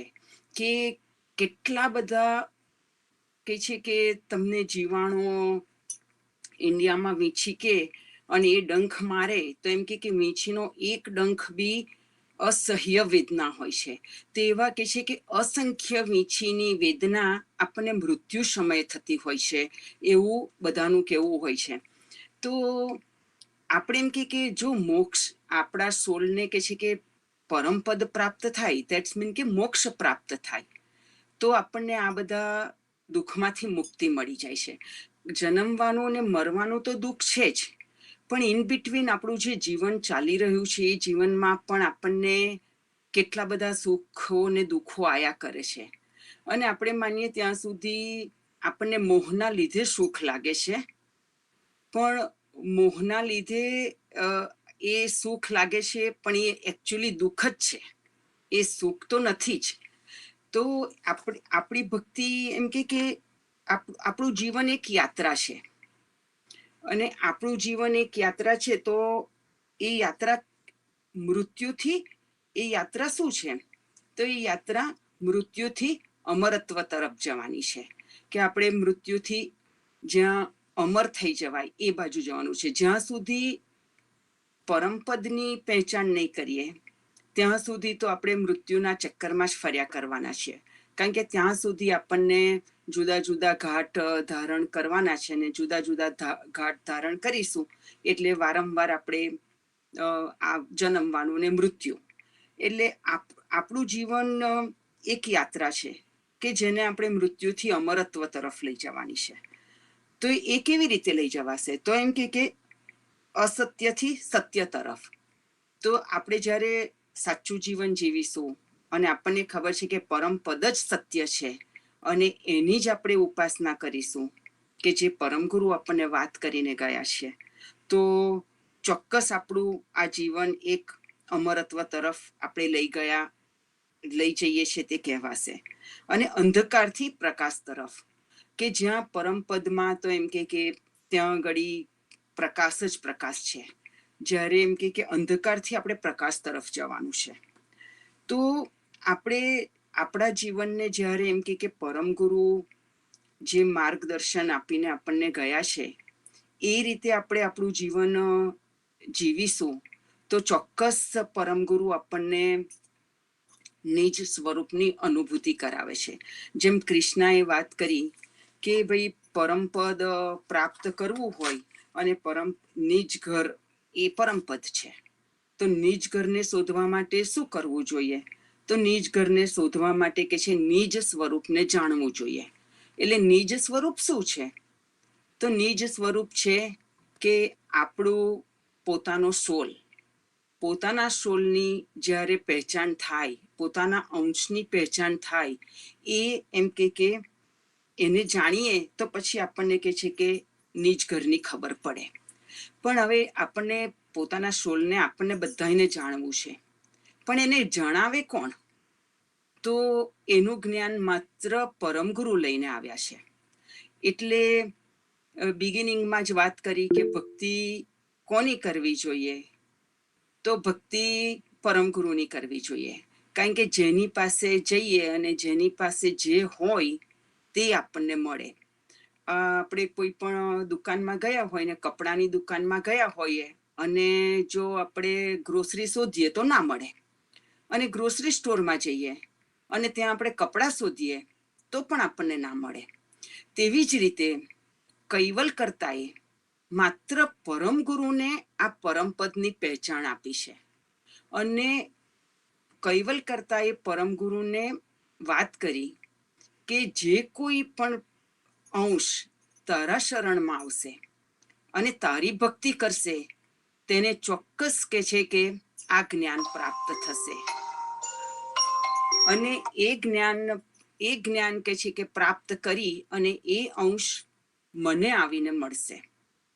તો એ કૈવલ કરતાએ પરમ ગુરુને એ જ્ઞાન આપ્યું છે, જે આપણે વિજ્ઞાન સક્રતમણી દીપ ગ્રંથમાં બી આપણે જાણીએ છીએ કે પરમ ગુરુને 16 વિભૂતિ આપી છે, અને તેમાંથી 13મા નંબરની વિભૂતિ છે કે જે આપણા પ્રારબ્ધમાં ના હોય, આપણા નસીબમાં ના હોય, અને જે પરમ ગુરુ આપણને આપે છે.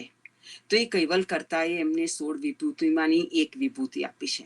અને આપણે જ્યારે ખરેખર સમર્પિત થઈને પરમ ગુરુની આજ્ઞાઓનું પાલન કરીએ છીએ અને ભક્તિ કરીએ છીએ તો અને એમના નિયમો પાડીએ છીએ તો ચોક્કસ પરમ ગુરુ આપણને જે કરતાએ વાત કરી છે કે નિજ સ્વરૂપની જાણ પરમ ગુરુ દ્વારા જ આપણને મળે. તો એ ચોક્કસ આપણે જો આપણે એમને સમર્પિત થઈને રહીએ અને પરમ ગુરુની ભક્તિ કરીએ તો ચોક્કસ પરમ ગુરુ આપણને એક દિવસ એ પ્રાપ્ત કરાવશે. પણ આપણે સમર્પિત થઈશું અને એક પરમ ગુરુને જ વળગી રહીશું તો આપણને પ્રાપ્ત થશે. દેવી દેવતાઓની ઉપાસના એ આપણને નિષ્ફળ નથી જતી. અચરતબા પણ કહે છે અને પરમગુરુ પણ કહે છે. અચરત સાગર ગ્રંથમાં અચરતબા પણ કહે છે કે કોઈ કાળે નિષ્ફળ નથી જતી, એ આપણને એનું ફળ તો મળે છે. પણ આપણે હમણાં જે વાત કરીએ એવું કે ગ્રોસરી સ્ટોરમાં જઈને આપણે કપડાં શોધીએ તો ના મળે, તેવી જ રીતે આપણે દેવી દેવતાઓની ઉપાસના કરીને આપણે જો પરમપદ શોધવા જઈશું અને મોક્ષની પ્રાપ્તિની ઈચ્છા રાખીશું તો એ આપણને નહીં મળે. કહ્યું કે એક માળની મકાનની હવેલીથી આપણે દેવલોક સુધી ના પહોંચી શકાય. તેવી જ રીતે આપણે જે દેવી દેવતાઓમાં અટકી રહીશું ને જો એમની ઉપાસનામાં આપણે ટાઈમ આપણો કરીશું તો પછી આપણે જે પરમપદને જાણવું છે અને કરતાના ધામ સુધી પહોંચવું છે નિજ ઘેર પરમપદ, તો ત્યાં સુધી આપણે નહીં પહોંચી શકીએ.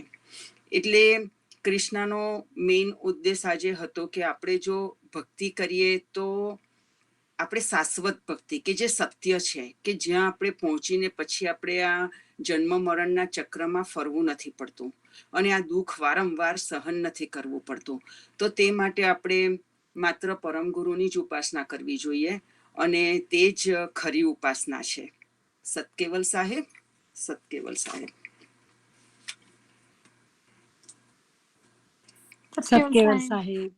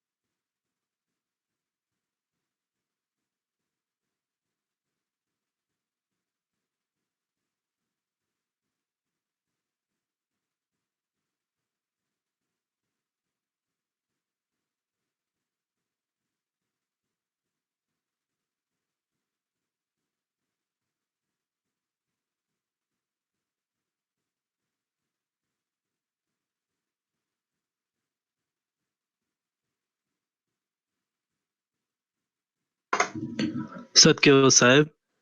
We're going to start satsang with led by Nilay from North Carolina in about 15 minutes. Satguru Sahib.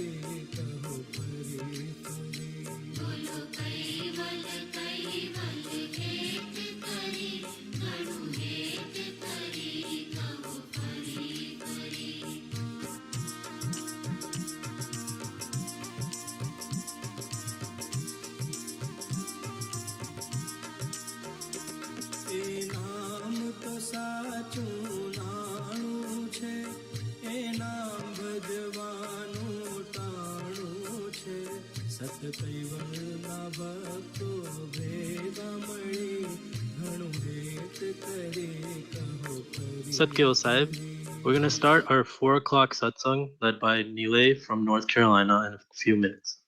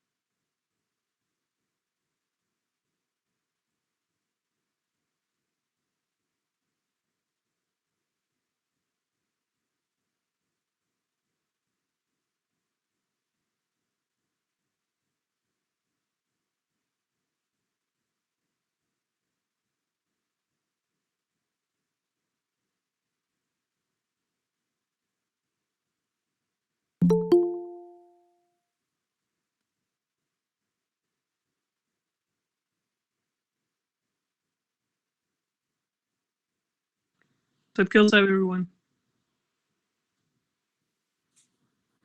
Satgil Sahib. You ready to start? Yes, I think we should. Okay. All right. So our today's satsang, it's going to be based on human intelligence and capabilities. And we're going to try to see how Param Guru's humility plays a role in all of this, right? So if we think about it, all living beings have some level of intelligence or another, right? And they're all differ based on their classifications of taxonomy. So if you think about it, humans have gone from carving tools in the early days to building houses and machinery of metals, and then to the modern day quantum computers like D-Wave 2 at Google. Like, I mean, honestly, I don't even know what that does. But so throughout multiple revolutions that our generations have passed, we have dominated this planet with our presence, in a sense. And we have gone from days where in the early 20th century, a person only needed a high school diploma and a year of medical degree to practice medicine. I mean, just imagine that. To modern day, where you need at least 3 to 7 years of residency. That's after completing medical school, which is the new norm. And that's true for any fields of medicine, right? Whether it's anesthesiology, hand surgery, nephrology, and many others. Because, I mean, we live in an era of super specialists in every field, whether it's medicine, technology, finance, politics, to even farming. Like, can you imagine farmers have to be specialized in something? And that's because our hunger for knowledge from early on has allowed us to close gaps in many of the theories and laws that we have encountered, and which further allowed us to gain more knowledge about one particular subject. So we have gained all this knowledge. We have built systems to store all of this with databases and computer systems and applications. But then what do we do with all this knowledge? I mean, it's too much to handle, right? Can we still have a general surgeon, a farmer, or simply a technologist? So my thoughts on that are no, because a super specialist has a greater knowledge of details that matter and the learned ability or skill to handle the complexities of a particular job, right? So there's way too much knowledge in one singular field for a human being to grasp a knowledge of another field. For example, the doctor can't be an engineer. Another example is, if you think about it, can an ophthalmologist, an eye surgeon, can they do heart surgery? No, because it's not their forte, right? They don't have the knowledge. And similarly, a cardiac surgeon can't perform cataract or eye surgery. So what does this tell us about human abilities? Human brains are limited to finite intelligence, as they're composed of 5 elements, similar to the rest of our bodies. And namely, those are fire, water, earth, sky, and air. So how do we define intelligence? Now, this is an open-ended question, so anybody can answer.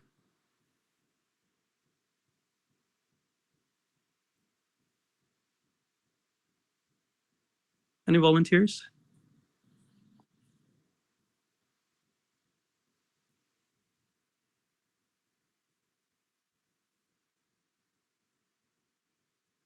Maybe Neela, you may want to rephrase the question.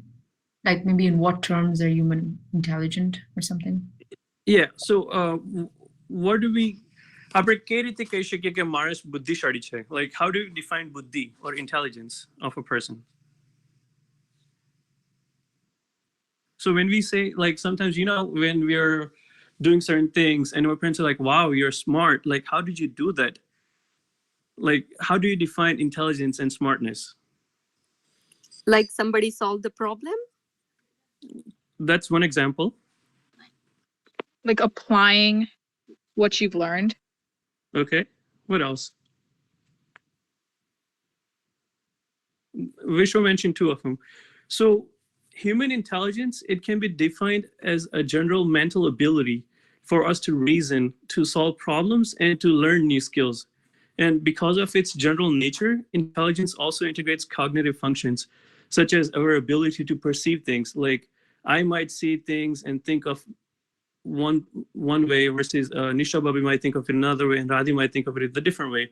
So those are all of our ability to have different perceptions. And then the second is attention span, our ability to focus on a single given task or a thing. And third comes a memory, which is our ability to recall things which we have seen or learned earlier on. Fourth is language, which is our ability to communicate.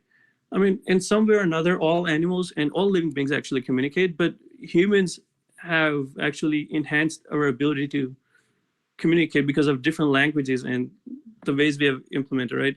And the last one is ability to plan, which is that is also part of intelligence. So if we think what happens when we try to master more than one field, let's say an engineer goes to a medical school, or an ophthalmologist tries to go back to school and learns heart surgery. And when they come back, what do we think really happens? Are they still going to have the same knowledge of being able to perform the eye surgery after they've completed the schooling for becoming a heart surgeon? No, because then we have, our brain is wired such that we break old connections and form new connections, right? So we tend to make daily mistakes. And some of the mistakes that we might make in our daily life are like, we might forget to wash our hands, make calculations error, or we might forget to communicate, like sending an email, making a phone call, etc. So these mistakes can be so costly in each of their respective fields. For example, a surgeon, although very unlikely, or even an assistant nurse, forgets to wash their hands before running to the emergency surgery in the OR. Now, this can cause a patient to develop an infection, either localized to the site of the surgery, or it can spread throughout the entire body if the infection enters the bloodstream. And another example is, it doesn't happen as often here, more likely in India, but here it's usually the nurse that's giving you injection. So let's say a doctor or a nurse gives you an injection. They have to be careful. They remove all the air bubbles, and they have to be careful. They might not unintentionally prick or hurt their fingers or any part of their body. Like, there are so many different steps that they have to take, right? So that's why our Guruji says that your mind should always be where your hands are. And some of the other examples are, this is coming from a technologist background, a software engineering, as we like to call it, typecasting a value as an integer. So in any software engineering practices, right, you have to define what the value is going to be, whether it's going to be integer, which is a whole number, or we call it a long, which is a decimal number. And if you misdefine it, then this can lead to miscalculations. And in the past, in the history, we have seen that it had led to explosions in the spaceships. So let's recap the human history quickly. So initially we had gaps in our knowledge. So we were limited to the things we can accomplish, and partially that's due to our ignorance. Now that we have made all the advancements, we have too much knowledge to handle, and we simply tend to make simple but costly mistakes. Like, we can't remember everything. So then how do we cope with the current situation? So for this, we have to refer back to our own Sanatan Dharma, which is Hinduism, and ultimately Param Guru. So in our Sanatan Dharma, which is Hinduism, we have had many pious saints and sages who had like so much sat within them, and they had different practices, right? They had so much vairag that they had, and tyaga that they performed. So they were able to accomplish much more than the current day humans. Some could even make it rain on like a sunny day, whereas others were able to bring a dead person to life. Yet, one thing that's common between those all is that they were so humble and lived very simply. So a couple of the examples we're going to look at here is, one is Bhishmapita from Mahabharata era, where he had Ichamrutyu Vardhan, right? So even though his favorite disciple or his relative Arjun, he pierced his body with so many arrows that when he fell on his back, it literally looked like he was lying on the bed of arrows. And despite all that, he stayed alive for multiple days. I mean, it's not possible nowadays for any human to go through all that, right? And the second is the churning of the ocean, which is the Samudra Manthan, where out of which came a magical Gaumata named as Kamdhenu. I don't know if any of you knows of her, but she is a wish-granting cow that if you ask her to give you Chappan Bhojan, she would go ahead and give you that. And then if you ask her to give you an army of soldiers, she would go ahead and provide you that. It's like those were only possible during those era because of all the sat that was present around that time. So then now we can look at our Param Guru, right, and Kaival Dharma. So what do we know about Param Guru? We have had so many different satsangs, and we have had so many different shibirs and discussions and connections. I mean, what are some of the things that we know about Param Guru? Param Guru is a Param Ansh of Kaivalkarta. Okay, so that means he has the Kaivalkarta's Jnana, which is the true knowledge. Yes. What else? How is Param Guru different and special compared to all the other Devis and Devtas? What does Param Guru has that all the Devis and Devta might not have individually? Param Guru travels 7 dweeps, like Sapta Dweep. He can travel to 7 continents. Yep. That, and also Param Guru has Surkaras, 16 skills, 9 nidhis, which are special skills, and 8 siddhis. Those are the obtained skills, right? And apart from that, the one that is very favorite of mine, everything about Param Guru is my favorite, but the ones that I really admire is the numerous vibhutis that Kaival Karta has given himself. And we're going to go review some of those vibhutis. So the first vibhuti that Param Guru has is the Nij Param vibhuti, which he has all the Gnan of Kaival Karta, and he has the power and ability to spread Karta's Gnan anywhere he desires to. And then the second is the Samanya Param vibhuti, where Param Guru has all the Gnan of simple anshas like humans, our worldly attachments, Moma. Param Guru knows all of that. He has knowledge of all of it. And then the third is Dhiraj Vibhuti, which is more on the patient side, right? Param Guru has the ability to listen to all the opinions and discussions of who the right Karta is, because in our world, as we have heard in the previous satsang, there are so many different Devis and Devtas whom we humans have made God and compared to Karta, right? But then after Param Guru came to our Dweep, we learned that who real Karta is through Param Guru. And then the fourth is Shahan Shakti Vibhuti, which is the tolerance power. Fifth is the Sabhajit Vibhuti, which is no one can win over Param Guru. He is victorious in all sense. And then the one after that is Abhibhav Vibhuti, where he is fearless. He does not fear of anyone or anything else in this world. And then another one is Yogakala Vibhuti, where Param Guru has the power of knowing others' inner thoughts. I mean, just think about it. He can get into your head and know what exactly you're thinking.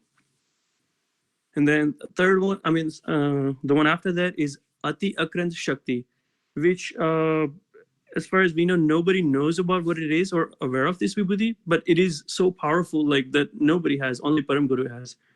And then there is Nirvit Nakir Vibhuti, which is the power to diminish all the other meaningless religious siddhants, which are often surrounded by blind faith practices, right? And the ability to establish Kaival Karta's principle. So that's one of the vibhutis that Param Guru has.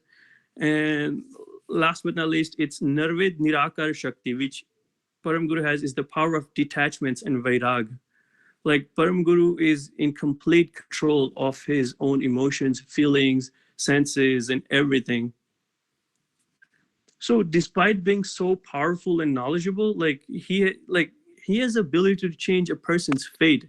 Like that's the third vibhuti that we talked about in earlier satsang, right? Imagine that, like if you don't have something, Param Guru can put that in your fate.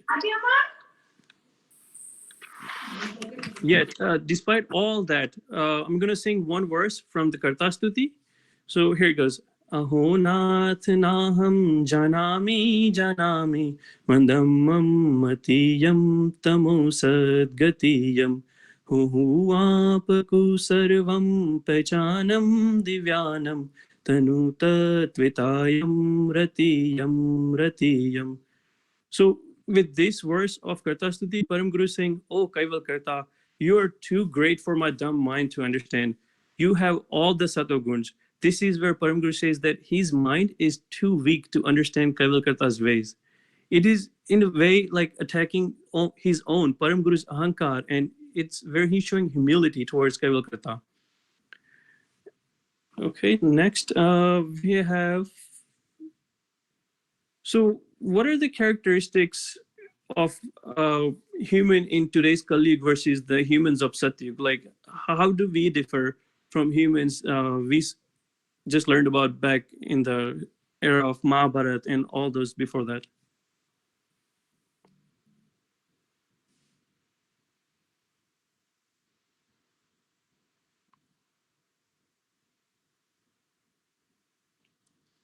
Like, what are some of the things that today's humans do that normally the humans of Satyug wouldn't do?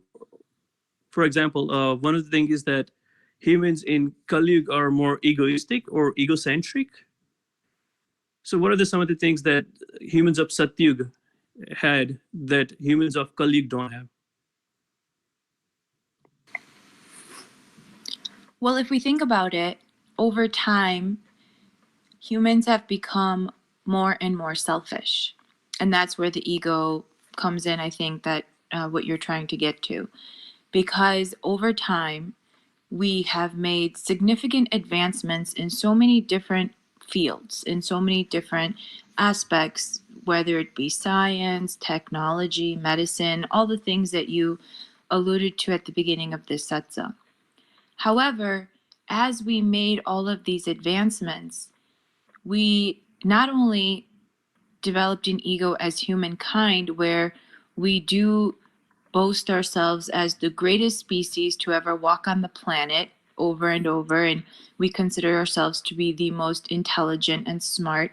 And yes, scientifically speaking, humans do have greater cognitive abilities when compared to other animals, but in that same sphere, humans have also done more damage to this planet Earth in the past 100 years than all the species combined have done in the past, millions of years, than all the humans have done in the hundreds or thousands of years before us, even. So, in the past, especially I would say 100 to 200 years, humans have become increasingly selfish. We focus on me, me, me. What do I want? What makes me happy? And if it doesn't make me happy, then I'm not interested. If it doesn't fulfill an immediate desire, if I'm not going to get some level of instant gratification, then if I'm not going to make a lot of money from it, if I'm not going to be able to experience some happiness from it, if I'm not going to be able to put this, even our seva has become selfish for so many of us. I remember when I was in high school and college, people would be like, you need to make sure that you do this much community service if you want to get into college or if you want to get into the program of your choice. So we would sign up to volunteer as tutors or volunteer at a senior center or whatever.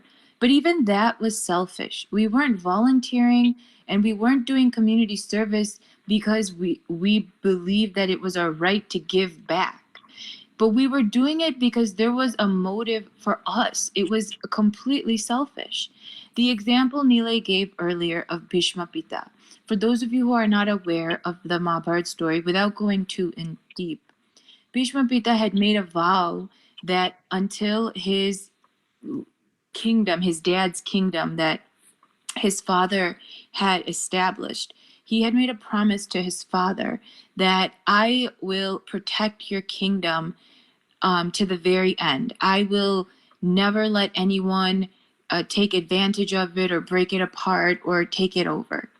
And as Nilay said earlier, Bhishma Pita had a vardhan. He had the ability of Ichamrityu, which means that he could select when he wanted to release his ansh, meaning he could pick a time where he was ready to go to Dham. So because of this, and combined with his vow, he ended up living a very long life. And even after he was completely speared and bedridden on a bed of arrows because of the war, he didn't give up his life. He stayed alive because he said, I've made a promise to my dad. Regardless of what condition I'm in, it is my duty to fulfill that promise. I can only leave this earth when I know that my dad's kingdom is safe and sound, because this is the promise I've made to him. There was no personal gain for him. He was simply honoring a promise that he had made to his father. At this point in our time, currently, how many of us can foresee anybody really doing that? Anybody really, I mean, yes, we love our families, we care about them, we give them our time. But at the end of the day, all of us have some selfish motive that comes forward, and when push comes to shove, we will choose one over the other, and we will sacrifice someone or something in order to fulfill our selfish motives. There's very few truly selfless people who will serve the community regardless of what they earn, what they get, how they make their money. There's very few people who say, I don't care if I make money. My ultimate goal is that I want to service my community. There's very few people who will sacrifice personal comfort, who will agree to go live in impoverished areas to help people, giving up Western facilities to do so. So we live in a increasingly selfish world, and as time moves forward, we continue to move in this direction. And so without taking too much time away from Nile, I'll hand it back to you. Thank you, Adi. Yeah, those are all very good points that you made, right? So today's humans, we have become more self-centered and egoistic, rather than back then. We saw humans who were more humble and community-centered. They did things, Vairag, Tyag, and all those were for community benefits. And like one of the other things we see is that humans today are not satisfied when something new comes out. It's our AirPods Pro 2 or AirPods or iPhone 11 Pro or iPhone 12. Like, we all want it. I'm not saying I'm not guilty of it. I mean, I personally am guilty of it too. But humans back then, they were more satiated and content with what they had. Like, they weren't running around trying to achieve things, working 2 or 3 jobs. I'm not saying people who are working multiple jobs nowadays are doing it for selfish reasons. Some are doing it for responsibility reasons and others. But the humans back then, the point is say they were more stable. They were more into the yogic practice and doing sadhana and all that. Like, if you think about in this current COVID-19 situations, right? A lot of the people get an opportunity to slow down and work from home. So we get an extra time to do bhakti and meditation. And we also save money by the money that we save, we usually spend on transportation, shopping, or taking out food or coffee and all that. Like, we get these unique opportunities, but we are not making the proper use out of it, right? Because Sajjans back then, they will do all those things. If they had extra, they would help others and they would try to donate. And none of those are what we are doing right now. I mean, there are some people that do it, but at least majority of us are not doing that. And back then, we had people who are more knowledgeable. Like, if you think about it, from our Shastras, there's an examples of Charak and Shushruts, right? Those are the ancient founders in Hinduism of Ayurvedic medical systems. So like that, people like here nowadays, we have more access to technology and knowledge, but getting more degrees doesn't actually mean we are more knowledgeable. We just tend to be more illiterate in terms of where we really need to think about. And today we also, in today's world, we also have more worldly knowledge, like something that's only going to benefit, like Radhi said, to us, ourselves, and our family. We don't have as much knowledge of others, or even self-awareness, or even the knowledge of Nijpati, right? So those are all the things that humans back then had. And with this, I'd like to point out that humility only enables one to be satisfied and makes one aware of oneself and the environment. It enables one to be aware of one's own karma. You don't always need a bookish or worldly knowledge to be humble, right? Even a poor person can be just as humble as the richest person on the planet. For example, our own Achyutba from our Kaival Dharma, she was from a poor family, right? She was illiterate, I think.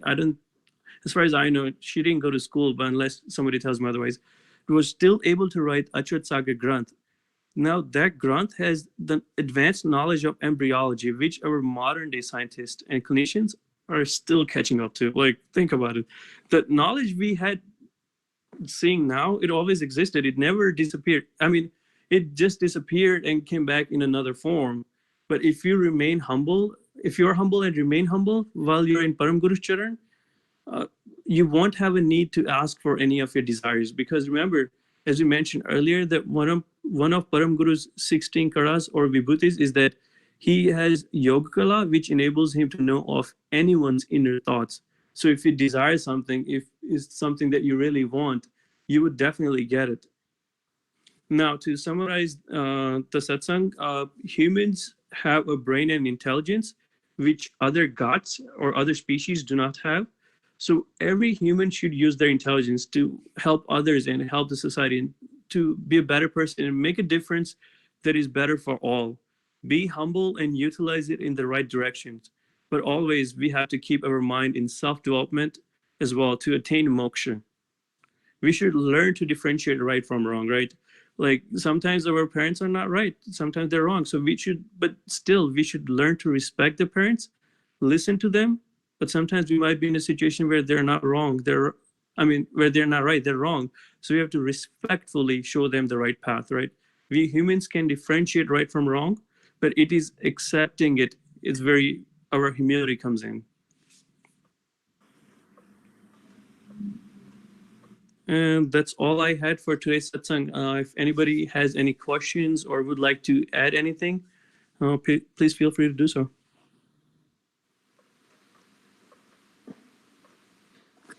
As we continue to translate every section of our Upasana, a common theme that we see over and over again is Param Guru and Sri Narayana Ji Maharaj emphasizing the importance of taking Param Guru's shelter with humility.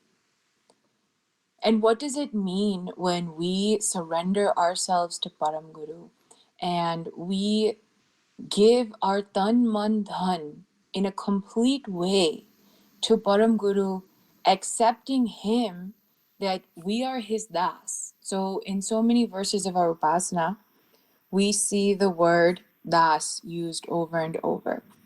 And we're saying Narayana Ji Maharaj uses the word in front of his name so many places. Das Nara, Narayana Das, Nirabhaya Bhayo, Gari Charana Vishram, meaning I'm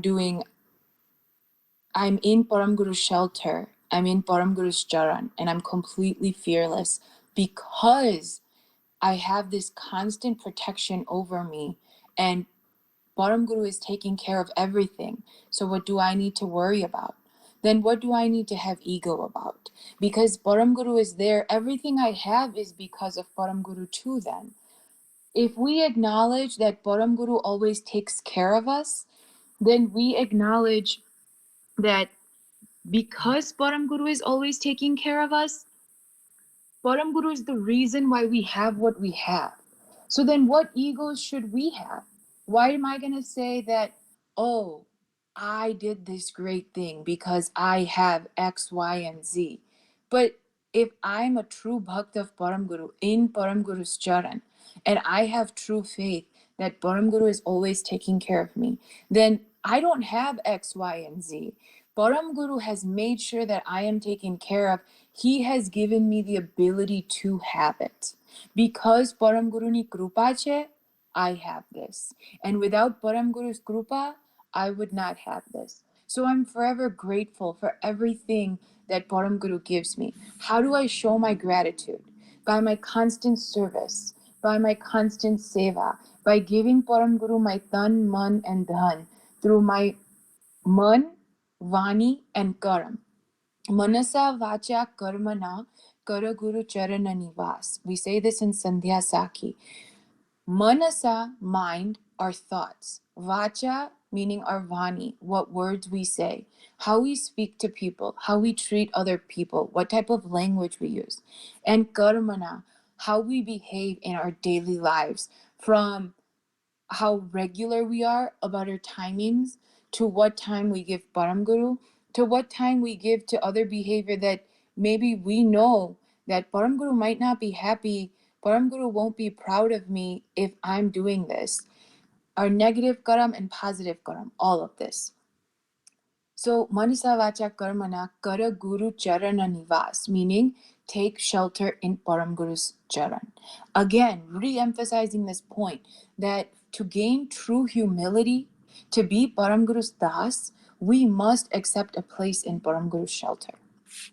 With the remaining time that we have for today's satsang, I would like to share a Barcho story with all of you. This is a recent Barcho story that has happened to someone who is very close to many of us, especially those of us who live in Chicago. And an example of Param Guru's Krupa and how Param Guru is always there for his bhaktos. So many of you might be aware and many of you might not be, but one of our Mandir's main members last month acquired COVID-19. He was diagnosed with coronavirus and he was taken to the hospital in a few short days, and his symptoms quickly progressed because he is older and he is, he has other, he's a high risk, he's in one of the high risk populations. So he was taken to the hospital and his symptoms evolved rapidly. He had all the classic symptoms that we're hearing about: fever, cough, shortness of breath. Then he also had other symptoms. He developed pneumonia, and doctors they tried to stabilize him, but it was very difficult. He was not able to be stabilized, and they eventually had to place him on a ventilator. And this was a very scary moment for all of us, because especially those of us who know more about like healthcare and medicine, many of us were worried because the statistic, for those of you who may not know, especially surrounding COVID-19, about 20%, and that's like a rough estimate, about 20% of patients who are put on ventilators come off of them, meaning they're able to survive. Roughly 80% or more of the patients end up passing away. They're not able to come out of it. So this was a scary moment.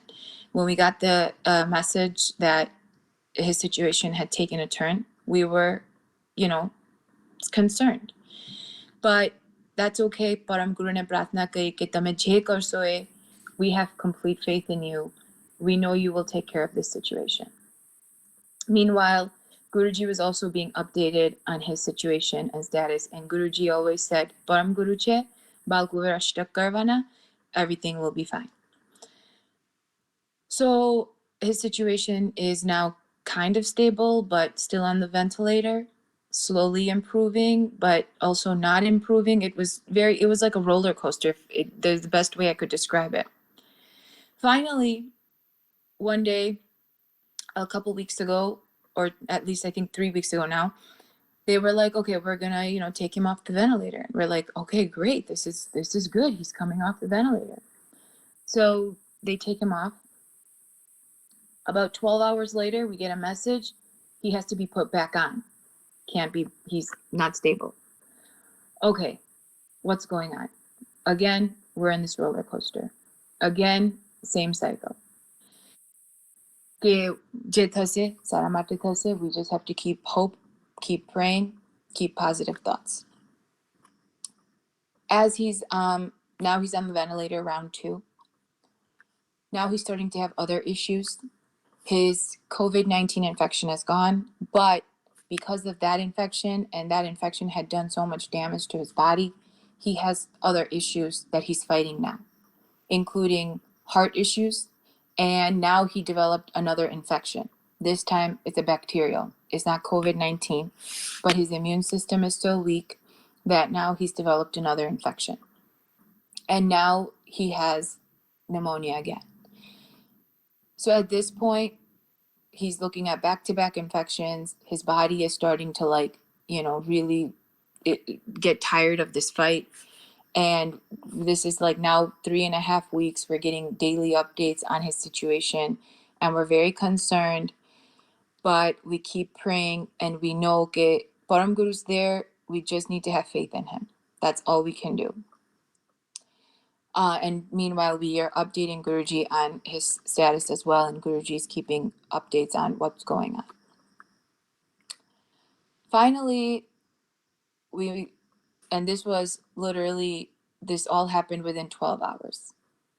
We did one quick prayer to Param Guru, that Param Guru, whatever this may be, if this is his time, then please just take him. If it's not his time, please let him come out of this without any more complications. And in about 7 or 8 hours, we got a message that he has been taken off the ventilator and he's stabilized and he's breathing on his own.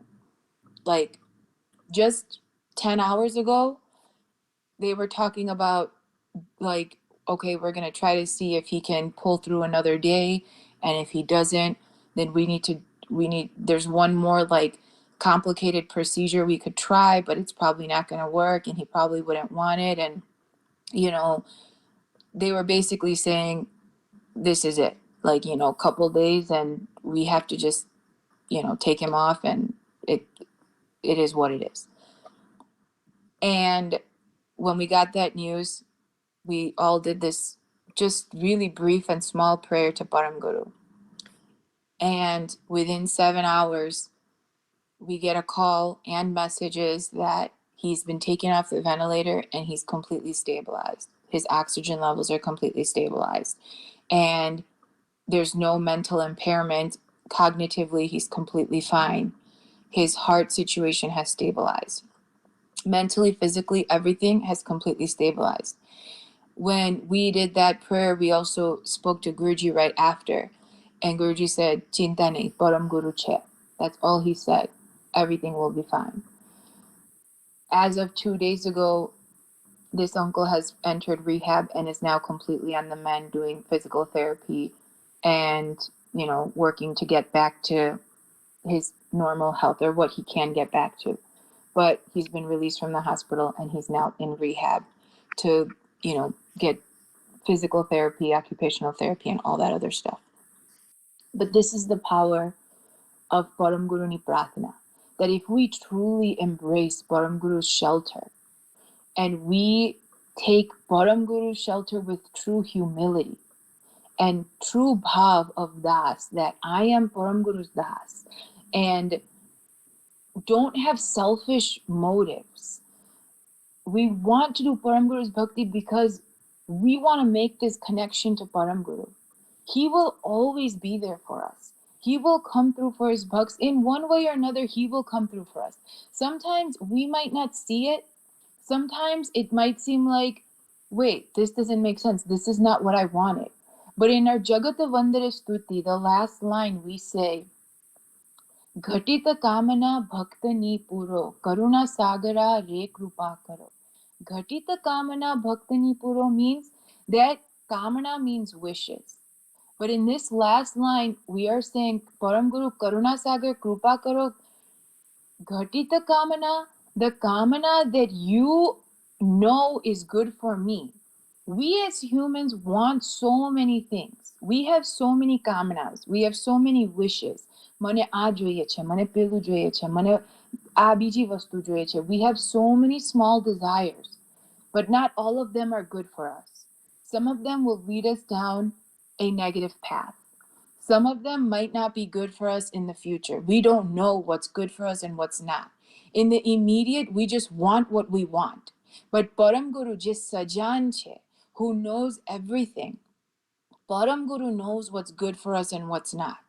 So if we submit ourselves, despite of how many degrees we have, despite of how much intellect we have, despite how much buddhi we think we have, how smart we think we are, if we submit to Param Guru and give him our tan, man and dhan completely, without having any ego, and Param Guru na sharan ma je, to Param Guru will fulfill all of our wishes that he knows are appropriate for us. He will always take care of us. Like in this uncle's case, it's one of our main Mandir sevaks. He has been in Param Guru's seva for the past 15 plus years. Ever since our podcast came out, he has listened to every single episode 5, 6, 7 times. He is able to tell me things about the episodes that even I don't remember. And we are the ones making the episodes. You know, he and I had this, and I remember this because I had a conversation with him on Mahi Beach Day. He was like, remember from episode 2 you said this, and he quoted me, like he directly quoted me and Bobby from the episode. And I was like, yeah, I think we did say that. How do you remember? He's like, oh, I listen to the episodes all the time. Once I finish the new one, I go back and start listening to the old ones, you know, just to refresh my memory. I'm really enjoying these episodes, learning more and more about this Upasana. It's excellent. And I'm like, that's so great. And we've been so encouraged by his constant just encouragement to us. He's been giving us so much positive energy and positive words, and he's been such a good influence, and he's been helping us to, you know, keep going and moving forward to make ourselves better with his positive encouragement. And for a person who has been in Param Guru Seva and in Guruji Seva, we had confidence that Param Guru will take care of him just as Param Guru takes care of all of his bhaktos. And Param Guru did take care of him. And Param Guru listened to our prathanas, as he always does. It's just about seeing it, opening our eyes to it, and being able to recognize it. And we can only do that. We can only open our eyes to it and recognize it when we set our egos aside. We can have egos about so many things. Our talents, our skills, our buddhis. We should have confidence, but we should never have egos about that. And then really submit ourselves into Param Guru's chरण, that Param Guru, I am your servant, I am your das, and I'm here to do your seva. Whatever you will have me do, I will do it. And we embrace that, and we embrace Param Guru's shelter. We will always experience Param Guru Ni Krupa at every single step. No matter where we are, no matter what we're doing, Param Guru will be with us in our hearts and in our minds. And that is where we're going to end today's satsang. Always keep Param Guru with you, even through this crazy pandemic time. We are facing a lot of uncertainty. It's okay. As Grunal said earlier in his satsang, stay positive, continue to think of ways that we can help, that we can continue to spread true knowledge, information, positivity, and help those around us. And that is all we can do. Don't fall into negative traps. Don't fall into negative verbal cycles. And don't fall into negative behavioral patterns. Because the behaviors we set today will carry us on even when all of this is over. So let's continue to stay positive. So at this time, I'm going to let our Mandir committee take it over. Sat Keval Sahib, everyone. Sat Keval Sahib. At this time, KY has an important announcement, so please listen carefully.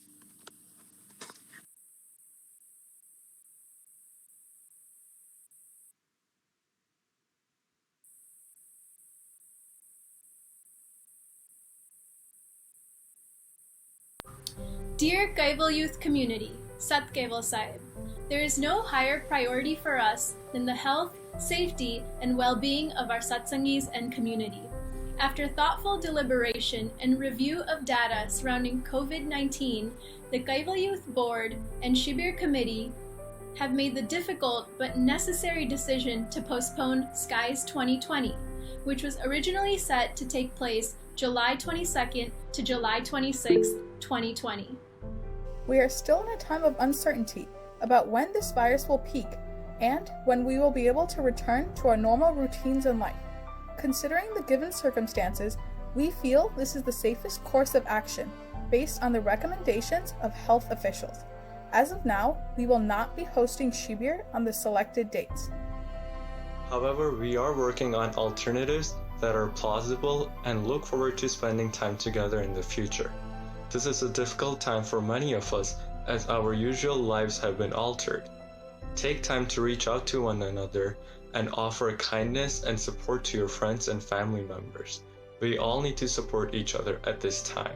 Let's stay connected and strong. We hope that you and your families are safe and are taking the proper health precautions at both the state and federal levels. If you have any concerns or questions, feel free to contact us at youth@kaival.org. Please visit our website at www.youthshibir.kaival.org. for continuous updates. And follow us on Instagram at Kaival Youth for updates and ways to stay connected during this pandemic. Be well, Satya Sahib.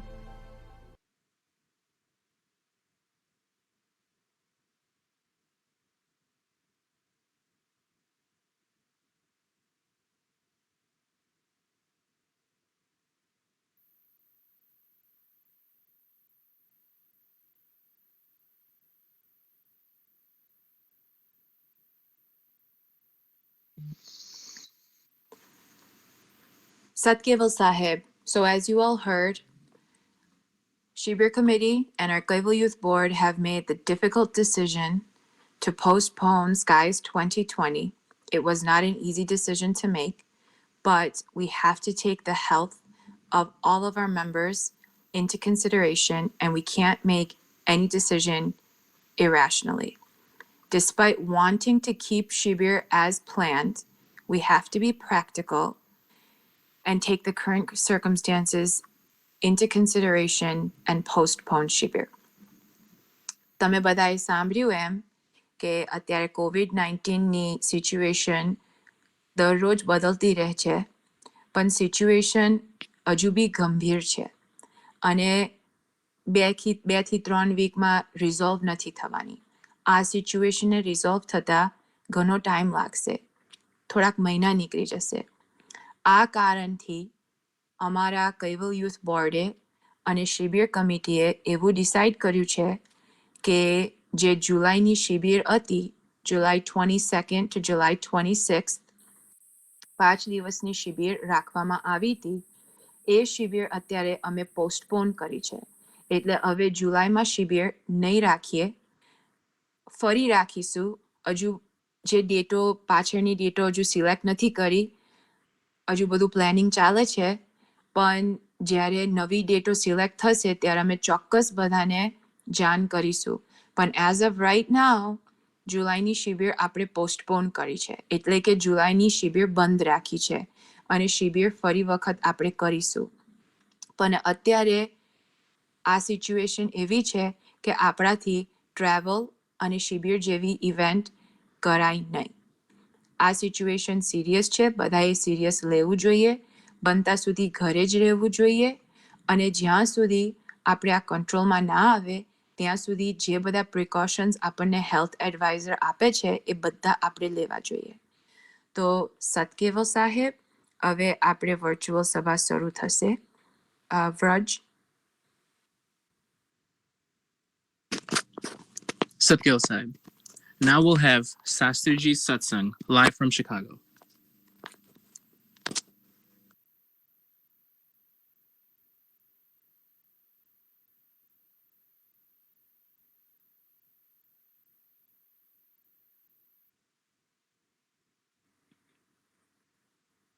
હવે આપણને આપણા કૈવલ જ્ઞાન મંદિરના શાસ્ત્રીજી આપણને સત્સંગ કરાવશે.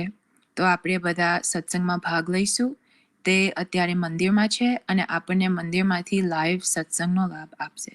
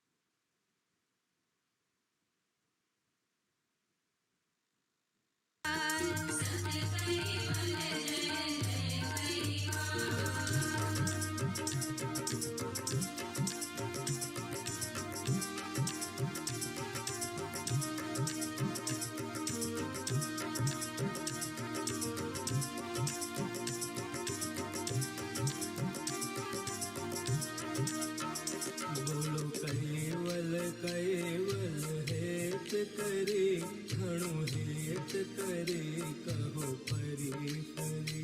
बोलो caval caval हेत करी घणो हेत करी कहो परी परी।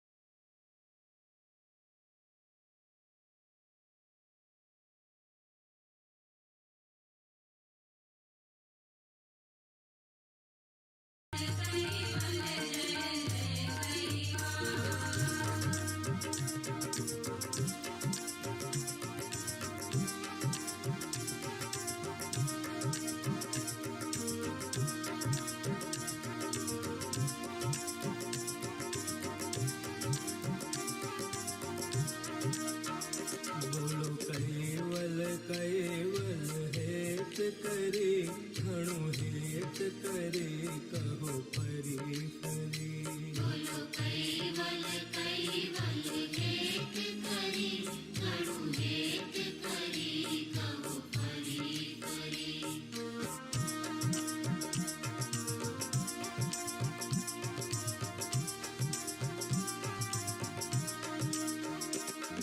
સ્મરણ સંકટ ટાળે છે, એ મનના મેલને બાળે છે. કાયમ પંથના રસ્તે પાછા વળી, બોલો કૈવલ કૈવલ હે ખીતરી. સત્યો સાહેબ, સત્યો સાહેબ, સત્યો સાહેબ.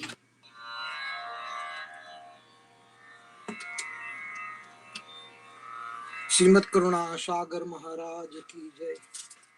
કૈવલ ધામ કી જય. શ્રી અવિચલદાસજી મહારાજ કી જય. સત્યો સાહેબ, સત્યો સાહેબ, સત્યો સાહેબ. આજે અખાત્રીજના શુભ દિવસે આપ બધાની સાથે સત્સંગ કરવાનો મને પરમ ગુરુની અને સદગુરુની કૃપાથી અવસર મળ્યો છે. તો રાધીબેનનો આદેશ અને એમની જે વ્યવસ્થા છે એ પ્રમાણે યત્કિંચિત ગુરુ કૃપાએ જે મને સૂઝશે, સુજાડશે, હું આપની સમક્ષ રજૂ કરું છું. પ્રથમ થોડું મંગલાચરણ કરું છું.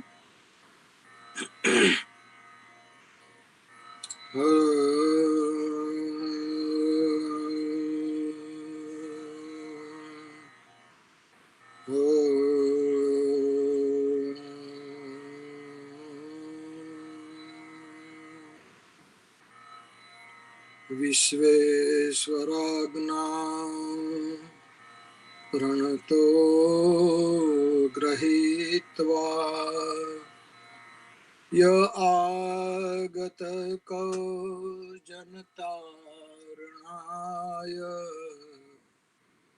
દ્રભ્યોનુરૂપેણ દદાતિ બોધમ.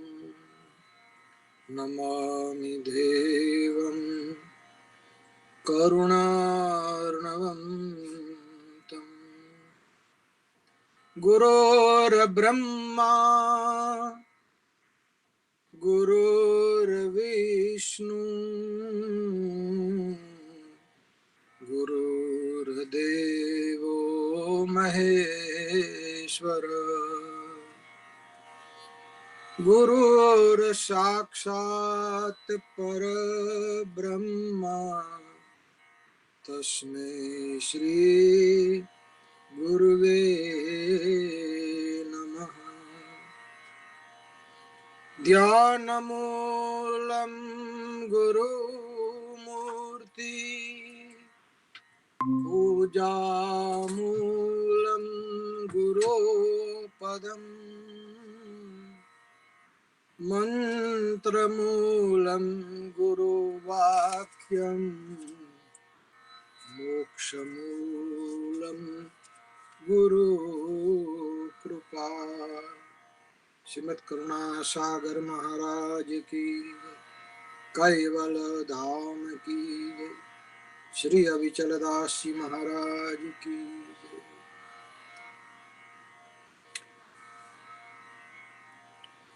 આજે મંદિરમાં વિશ્વ શાંતિ સાંપ્રત સમયમાં કોરોના વાયરસથી આખું જગત વિશ્વ આક્રિત બન્યું છે, રોગગ્રસ્ત બન્યું છે. એને એમાંથી મુક્ત થવા માટે, કારણ કે ઈશ્વર સિવાય હવે કોઈ આપણી પાસે ઉકેલ નથી. પરમાત્મા કંઈક વૈજ્ઞાનિકોને કે ડોક્ટરોને સુજાડે અને આમાંથી આપણે મુક્ત બનીએ માટે વિશ્વના ખૂણે ખૂણેથી સમસ્ત બ્રાહ્મણોએ ભારત, અમેરિકા, બ્રિટન, દક્ષિણ આફ્રિકા વગેરે દેશોમાંથી બ્રાહ્મણોએ આજે એક ગ્રુપમાં જોડાય અને એક સાથે શાંતિ યજ્ઞ નું આયોજન હતું કર્યો. આપણે પણ મંદિરમાં પરમ ગુરુના ચરણમાં બેસી શાંતિ યજ્ઞ કર્યો અને બધાને આરોગ્ય સારું રહે. સર્વે સંતુ નિરામયા સર્વે ભદ્રાણી પશ્યંતુ માં કશ્ચિત દુઃખ ભાગ ભવેત. બધા સુખી થાય, બધાને આનંદ મળે, બધા નિરોગી રહે, તંદુરસ્ત રહે, એ માટે પ્રાર્થના કરી પરમ ગુરુના ચરણમાં. આપ સત્સંગ તો દર સન્ડેના આપ સાંભળી રહ્યા છો. આપણી પરંપરા પ્રમાણે આપણે જ્ઞાન સંપ્રદાય ને પરમ ગુરુની પૂજા, કરુણાસાગર મહારાજની પૂજા કરીએ છીએ. તો આપણે તો ગુરુમુખી છીએ. બીજા લોકોને ગુરુ કરવા માટે શોધ કરવી પડે. ગુરુ મળે ન મળે અને કેવા મળે.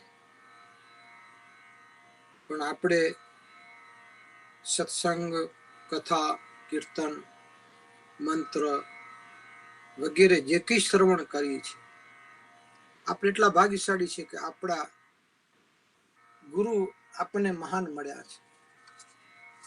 પરમ પૂજ્ય શ્રી અવિચલદાસજી મહારાજ એવા ગુરુ મળ્યા છે આપણને કે ગૌરવ લઈ શકીએ. એટલા જ્ઞાની, એટલા જગત પ્રેમી, સંત પ્રેમી, માનવ પ્રેમી, માનવ જાતનું કલ્યાણ કરવાની પણ ઉદાર ભાવના અને સતત આટલા બધા પુરુષાર્થી. મેં સાધુ સંતોને બહુ ઓછા જોયા છે.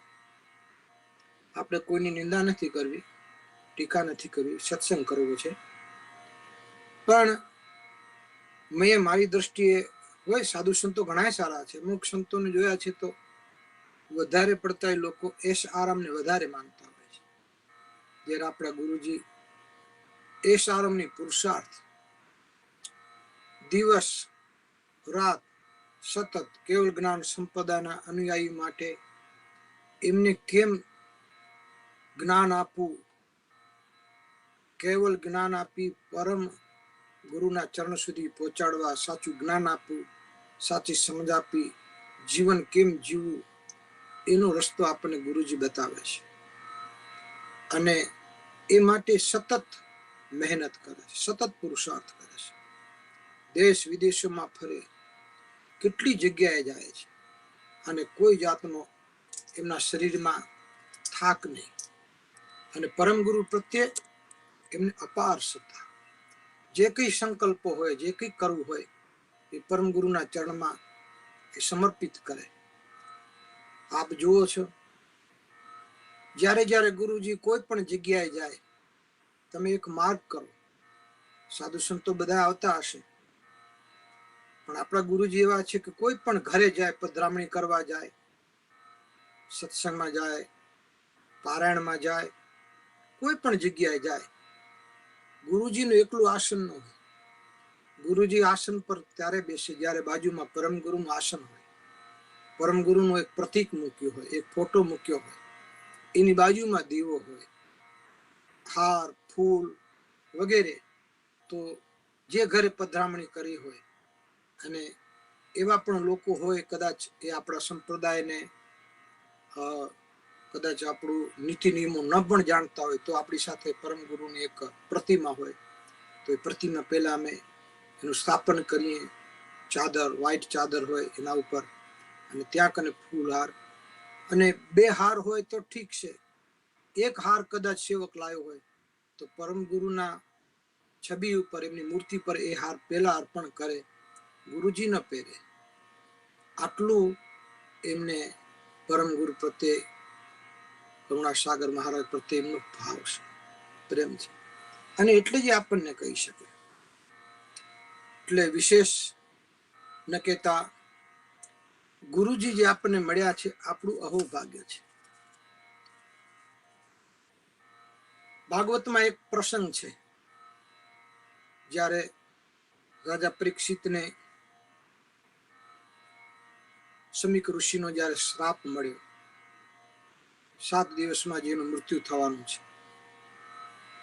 તેવા રાજા પરીક્ષિત જંગલની અંદર ફરતા એમણે અપરાધ કર્યો અને ઋષિના ગળામાં મરેલો સર્પ ભરાવ્યો અને શમીક ઋષિ ધ્યાનસ્થ મુદ્રામાં બેઠેલા ને એમના પુત્ર શૃંગી ઋષિ, બીજા અનેક બાળકો જે નદીઓમાં સ્નાન કરવા ગયેલા, પાછળથી એમને ખબર પડી તો પિતાના ગળામાં એમને મરેલો સર્પ ભરાવ્યો જોયો. પિતાજી ધ્યાનસ્થ મુદ્રામાં છે, બ્રહ્મને ધ્યાન કરી રહ્યા છે, ગળામાં મરેલો સર્પ છે. એ રાજા પરીક્ષિતે સર્પ એટલે ગળામાં ભર્યો કે જ્યારે રાજા પરીક્ષિત જંગલમાંથી હરીફરી ઘોડા પર અનેક પ્રાણીઓનો સંહાર કરી અને થાક્યો, તરસ લાગી એટલે આશ્રમમાં આવ્યો. અને જ્યારે આશ્રમમાં આવ્યો ત્યારે એની ઈચ્છા હતી કે હું રાજા છું, મારું આ ઋષિ સન્માન કરે. પણ શમીક ઋષિ તો ધ્યાનસ્થ મુદ્રામાં બેઠા હતા એટલે એમને ખબર ન રહી કોણ આવ્યું છે કોણ નહીં. રાજાને એમ થયું કે હું રાજા છું, પરીક્ષિત છું, અને મારું આ સન્માન નથી કરતો. આ ઋષિ ઢોંગ કરે છે આંખો બંધ કરીને. એ પોતાનો પ્રભાવ પાડવા માંગે છે કે આ રાજા આવ્યા છે, હું કેટલો સમાધિમાં બેઠો, હું કેવી સાધના કરું છું, બતાવવા માંગે.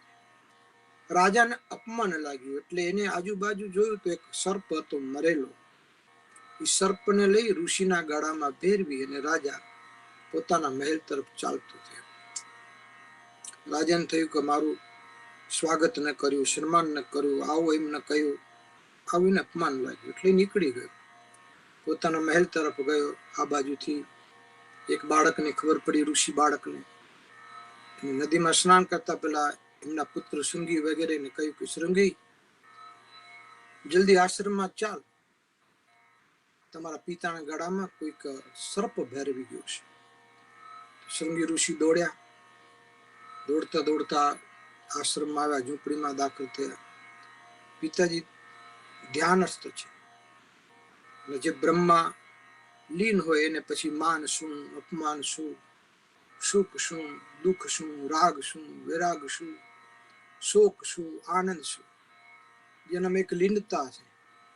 આનંદ સાથે, આત્મા સાથે પરમાત્માનું જેને મિલન થતું હોય એ આનંદ કંઈક અવર્ણનીય છે, એનું વર્ણન ન થઈ શકે. એ તો જે સાધના કરતો હોય અને એને જે અનુભૂતિ થતી હોય એને જ ખબર પડે. પણ શૃંગી ઋષિએ જોયું કે મારા પિતાના ગાળામાં કોઈક સર્પ ભરવી ગયું છે, એટલે એ મરેલો સર્પ જે ગળામાં ભેરવું તો એ પિતાના ગળામાંથી પકડીને દૂર કર્યો. આંખમાં આંસુ આવી ગયા, કારણ કે પિતાનું અપમાન છે. શૃંગી ઋષિ છે, બ્રાહ્મણ બાળક છે, બાળક હોય તો શું, બ્રાહ્મણ બાળક છે. ક્રોધથી આંખ લાલ થઈ ગઈ. સર્પનો બચ્ચું નાનું હોય પણ એની અંદર ઝેર એટલું હોય.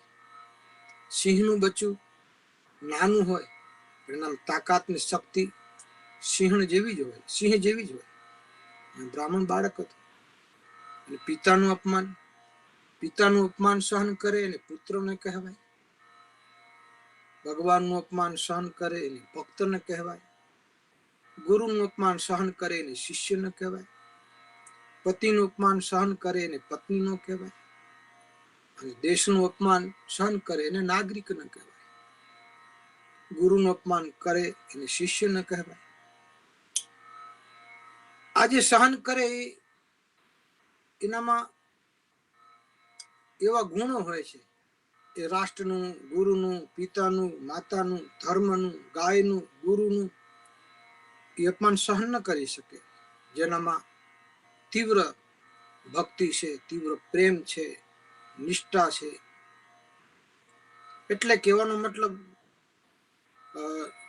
શૃંગી ઋષિએ તરત જ શ્રાપ આપી દીધો કે જેને મારા પિતાના ગળામાં મરેલો સર્પ ભેરવ્યો છે એનું 7મા દિવસે મૃત્યુ થાય. તક્ષ સપ્તમે હને, 7 દિવસનું મૃત્યુ થાય. આમ કહી શૃંગી ઋષિ પિતાના ખોળામાં બેસ્યા, થોડી વાર થઈ પિતાજીની સમાધિ છૂટી છે. કહેવાનું તાત્પર્ય એ છે, ગુરુ પરંપરા પર ઉપર જાઉં છું હું. અને ઋષિએ પોતાના બાળકને રડતો જોયો. એટલે પિતાનો સ્વભાવ છે, ગમે તો બાપ છે. એમને પૂછ્યું, બેટા કેમ આટલો બધો દુઃખી છે, કેમ રડસ? ત્યારે પુત્ર છે. એમને કહ્યું, પિતાજી જુઓ સામે શું પડ્યું છે? તો કે શું છે? તો કે મરેલો સર્પ છે. તો કે એમાં શું બેટા, આપણે જંગલમાં રહીએ છીએ તો અહીં તો બધા પ્રાણીઓ આવે, સિંહ આવે, વાઘ આવે, વરુ આવે, સર્પ આવે, વીછી આવે. આ તો જંગલ છે. જંગલમાં તો આપણે જેમ રહીએ છીએ એમના લોકોના ઘર છે, ફરે. પણ આ મરેલો સર્પ છે એ તમારા ગળામાં કોક ભેરવીને ગયું છે.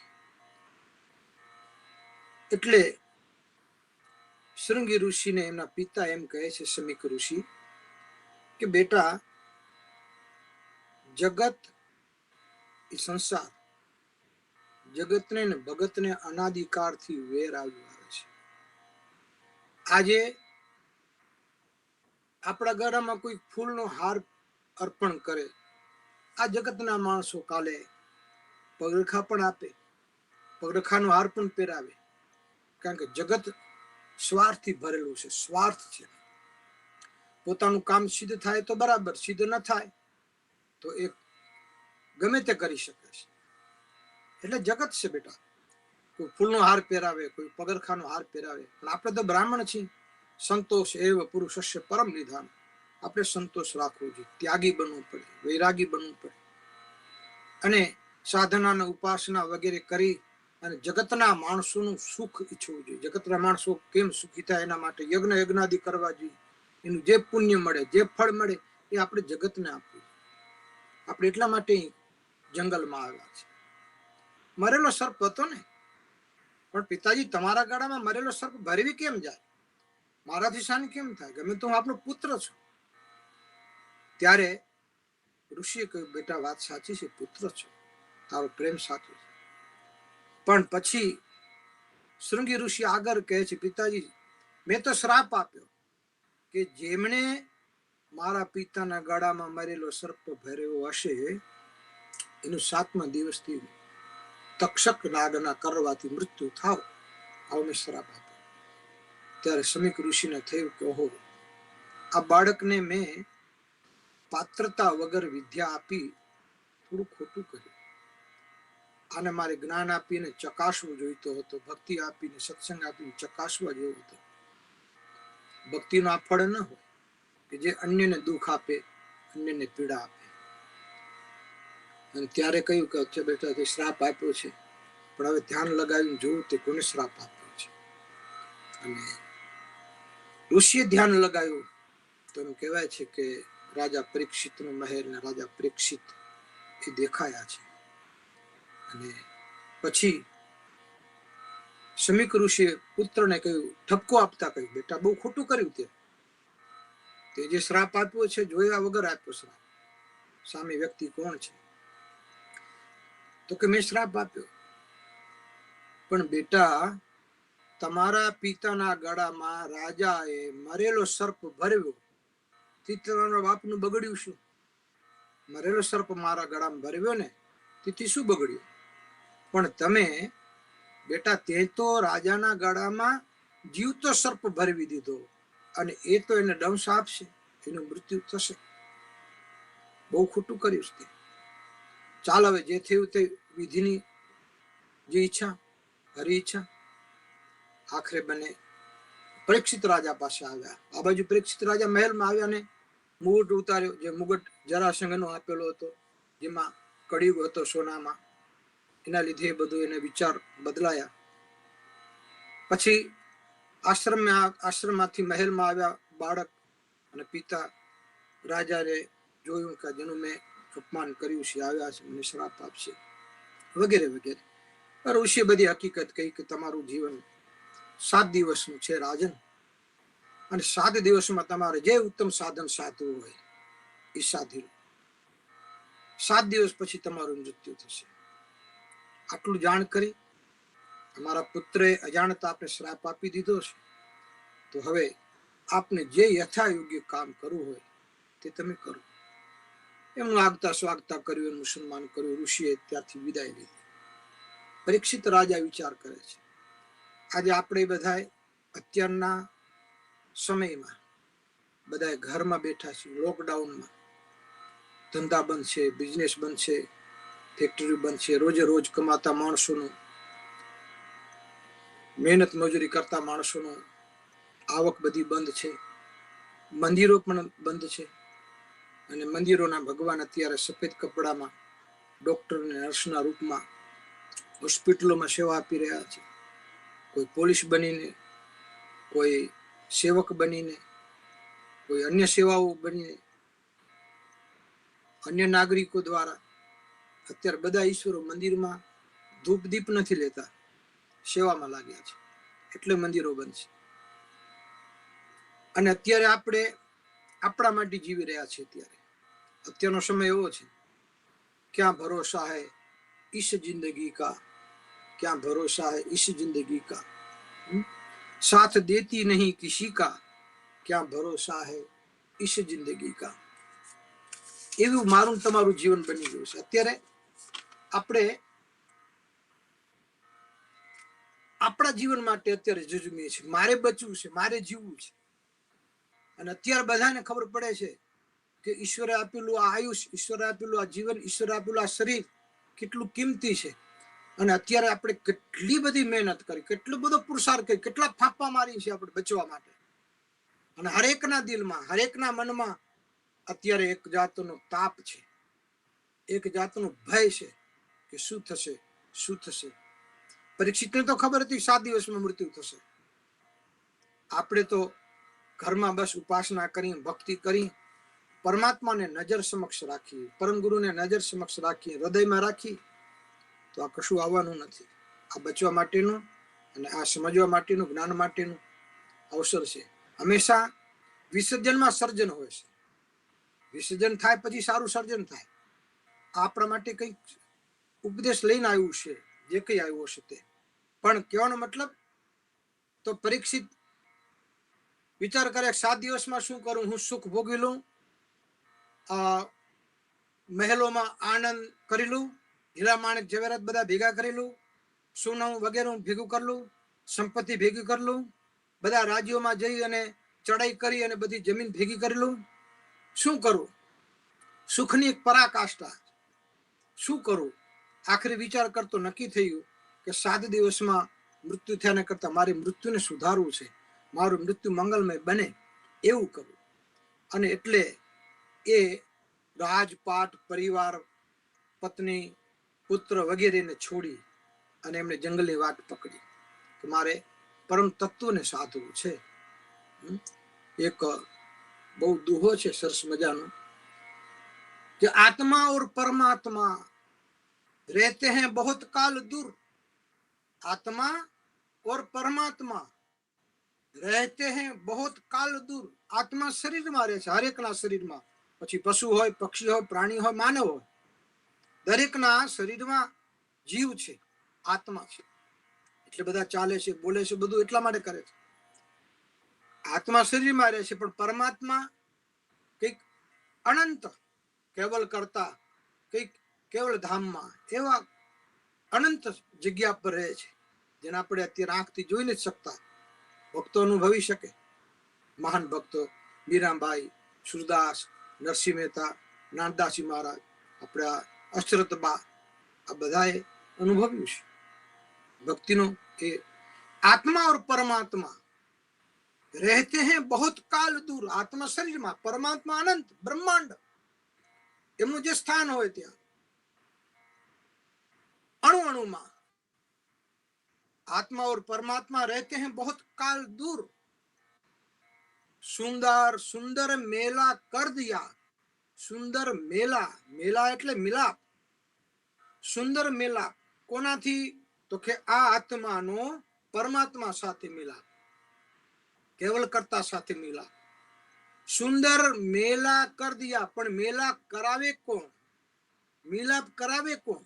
દાખલા તરીકે પતિ પત્નીના લગ્ન થાય તો હસ્તમેળાપ બ્રાહ્મણ કરાવે. આ રીતે બેના હાથ પકડીને પછી હસ્તમેળાપ કરાવે અને પછી ઉપર ફૂલ વગેરે રાખીને મંત્ર બોલે, મંગલમ ભગવાન વિષ્ણુ મંગલમ ગરુડ ધ્વજા મંગલમ પુંડરીકાક્ષો મંગલાય તનુ હરિ, તમારું બધાનું મંગલ થાય, બંનેનું મંગલ.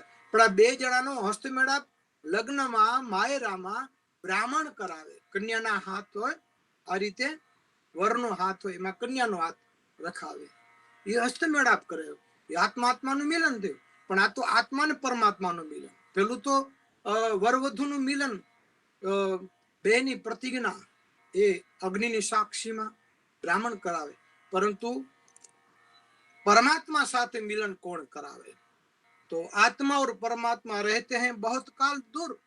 सुंदर मेला कर दिया, सुंदर अवसर આવી ગયો, સુંદર મેળો. આપણે જે મેળામાં જઈએ એવો આનંદ, અને પાછો મિલાપ કરી દો. સુંદર મેલા કર દિયા, સદગુરુ મિલે દલાલ. મને સદગુરુ મળ્યા. દલાલ એવા જે બુદ્ધિથી બંનેનું સંમિલન કરું, મિશ્રણ કરાવી દીધું. જેવી રીતે સાકર દૂધમાં ભળી જાય.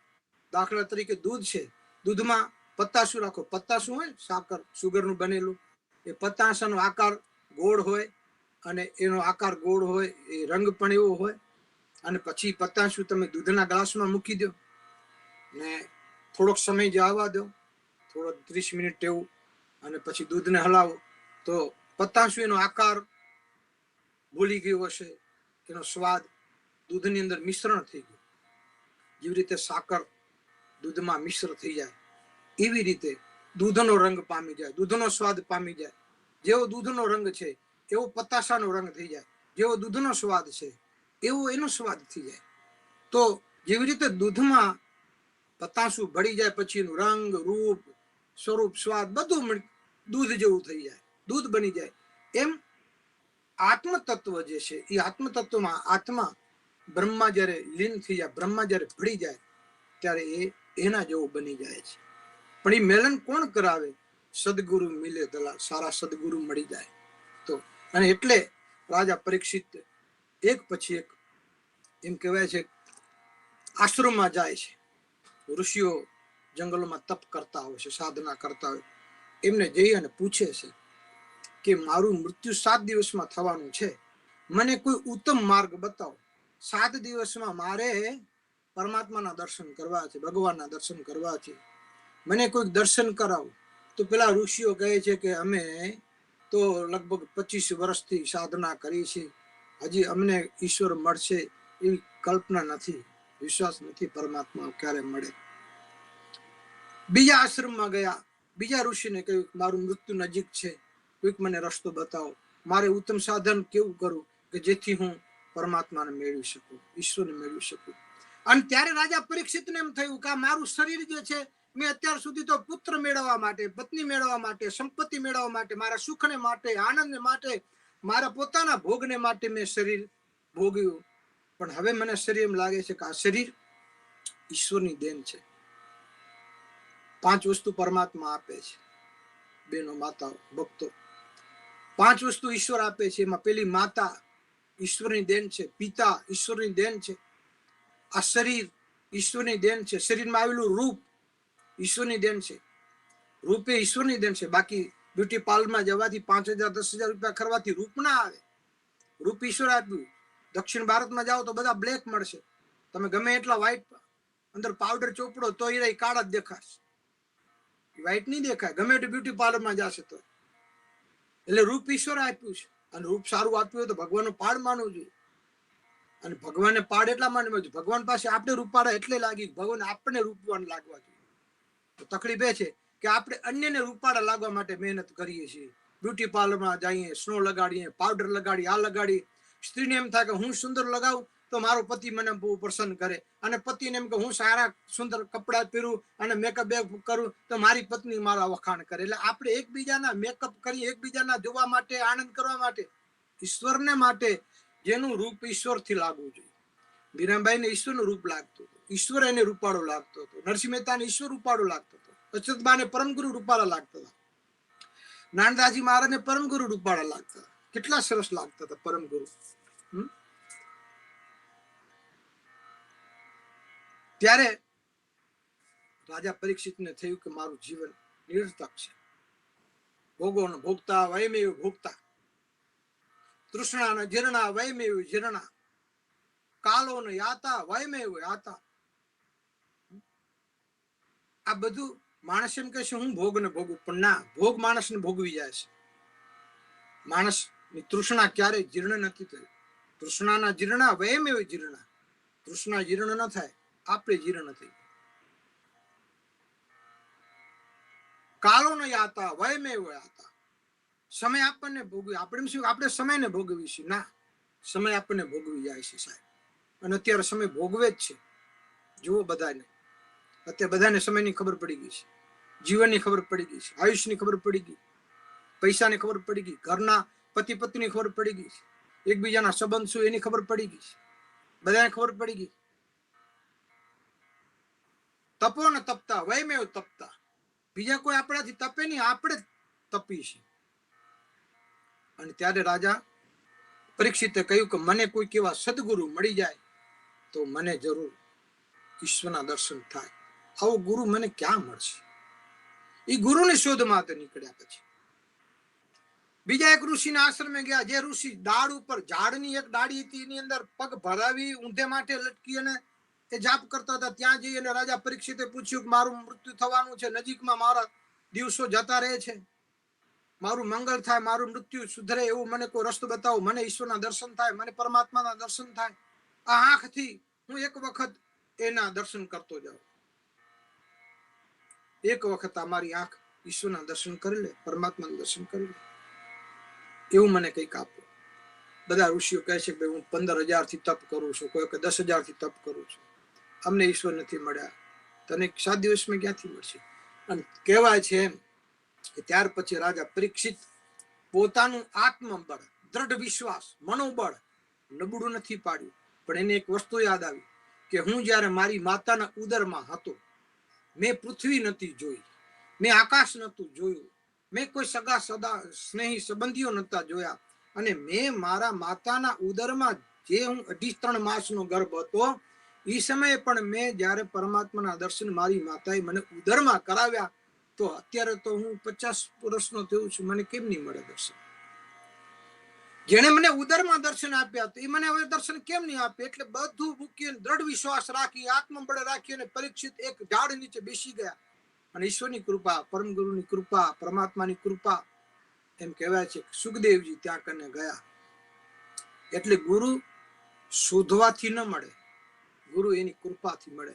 પણ ગુરુ મેળવવા છે, ગુરુ પાસે જવું છે, ગુરુના ચરણમાં પહોંચવું છે, ગુરુ પાસે બેસવું છે, મારે ગુરુ કરવા છે. ગુરુ કરવામાં ધ્યાન રાખવું પડે, નહીં તો અત્યારે તો હાલતા ચાલતા બજારમાં કેટલાય ગુરુ મળી જાય. પણ આપણે ભાગશાળી છીએ, આપણને ગુરુજી મળ્યા છે. કેટલા સરસ ગુરુજી મળ્યા. અવિચલ દાસ નામ જેમનું, બહુ સરસ ગુરુ મળ્યા છે. અવિચલ દાસ નામ ભૂયો ભૂયો નમામી, વારંવાર વંદન કરવાનું મન થાય એવા ગુરુ મળ્યા છે. સરસ મજાના ગુરુ મળ્યા. મને તો બહુ અનુભવ છે, ગુરુજીની સાથે રહ્યો છું, મને બહુ અનુભવ. કેવલ જ્ઞાન સંપ્રદાયમાં આચાર્ય અને પાછા અખિલ ભારતીય સંત સમિતિમાં તમે વિચાર કરો કે આટલા બધા સાધુ સંતોની અંદર ઊંચ હોદ્દા પર બેસવું અને એમની સેવા કરવી. એ સાધુ સંતોની સેવા, એ સંતોની પીડાઓ, અત્યારે જે વર્તમાન પરિસ્થિતિમાં આવે એ બધી આવે સંતોનો, એ સંતો બધા ગુરુજી પાસે ફોન કરે, અરજીઓ કરે, આ કરે. એમના પાછળ અનુયાયી એ પણ ગુરુજીને પૂછે, આપણે પણ બધા પૂછીએ. અન્ય એટલે ગુરુજી છે ને વિશાળ મહાસાગર છે. સાગરની અંદર બધા આવી જાય, અને હાથીના પગલામાં બધી પગલીઓ આવી જાય, વડમાં બધાનો આશરો આવી જાય. ગુરુજી વડ જેવા છે, ગુરુજી મહાસાગર જેવા છે. એટલે કહેવાનો મતલબ એ છે કે ગુરુની એમને ધારણા કરી તો એમને ગુરુ મળ્યા, સુખદેવજી મળ્યા. અને પછી રાજાએ એમના ચરણમાં વંદન કર્યા છે અને પ્રશ્ન પૂછ્યો. વિર્યાન એખતે પ્રશ્ન કૃતો લોક હિતમ નૃપ. હે રાજન, તમે સારો પ્રશ્ન કર્યો છે. અને ત્યારે પરીક્ષિતે 2 મુખ્ય પ્રશ્ન પૂછ્યા કે માનવ શરીર મળ્યું છે તો માનવ શરીરનો હેતુ શું? માનવ શરીર આ મળ્યું છે એનો હેતુ શું?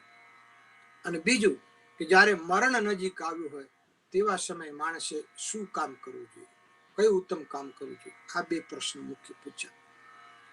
અને મને ઈશ્વરના દર્શન થશે કે નહીં, ત્યારે આ પરીક્ષિતની બાજુમાં સુખદેવજી મહારાજે રાજા પરીક્ષિતના મસ્તક ઉપર હાથ મૂક્યો. અને હાથ મૂક્યો ત્યારે એમ કહેવાય કે 5 વર્ષ સુધી જે ધરતીમાં દુષ્કાળ હોય અને પાણી ન હોય, અને પછી ઓચિંતો મેઘ વર્ષા થાય, અને જે પાણીથી ધરતી તૃપ્ત બને, જે પાણીથી ધરતી તૃપ્ત બને, અને ધરતીની અંદર જે હરિયાળી અને જે આનંદ આવે, જે ખેડૂતોમાં, જે પશુઓમાં, પક્ષીઓમાં જે આનંદ આવે ને એક જે અંદર ઉર્મી ઉભરાય, એમ ગુરુનો હાથ મસ્તક પર આવ્યો અને પરીક્ષિતને એકદમ શાંતિ, ખાલી માથે હાથ આવ્યો. અને સુખદેવજી મહારાજે કહ્યું, આમ શક્તિથી કહ્યું કે હા રાજા, ધૈર્ય ધારણ કર, હું તને પરમાત્માના દર્શન કરાવીશ 7 દિવસમાં. ખટવંગ રાજાને તો ખાલી અઢી ઘડીનું આયુષ્ય હતું તો એને દર્શન થયા.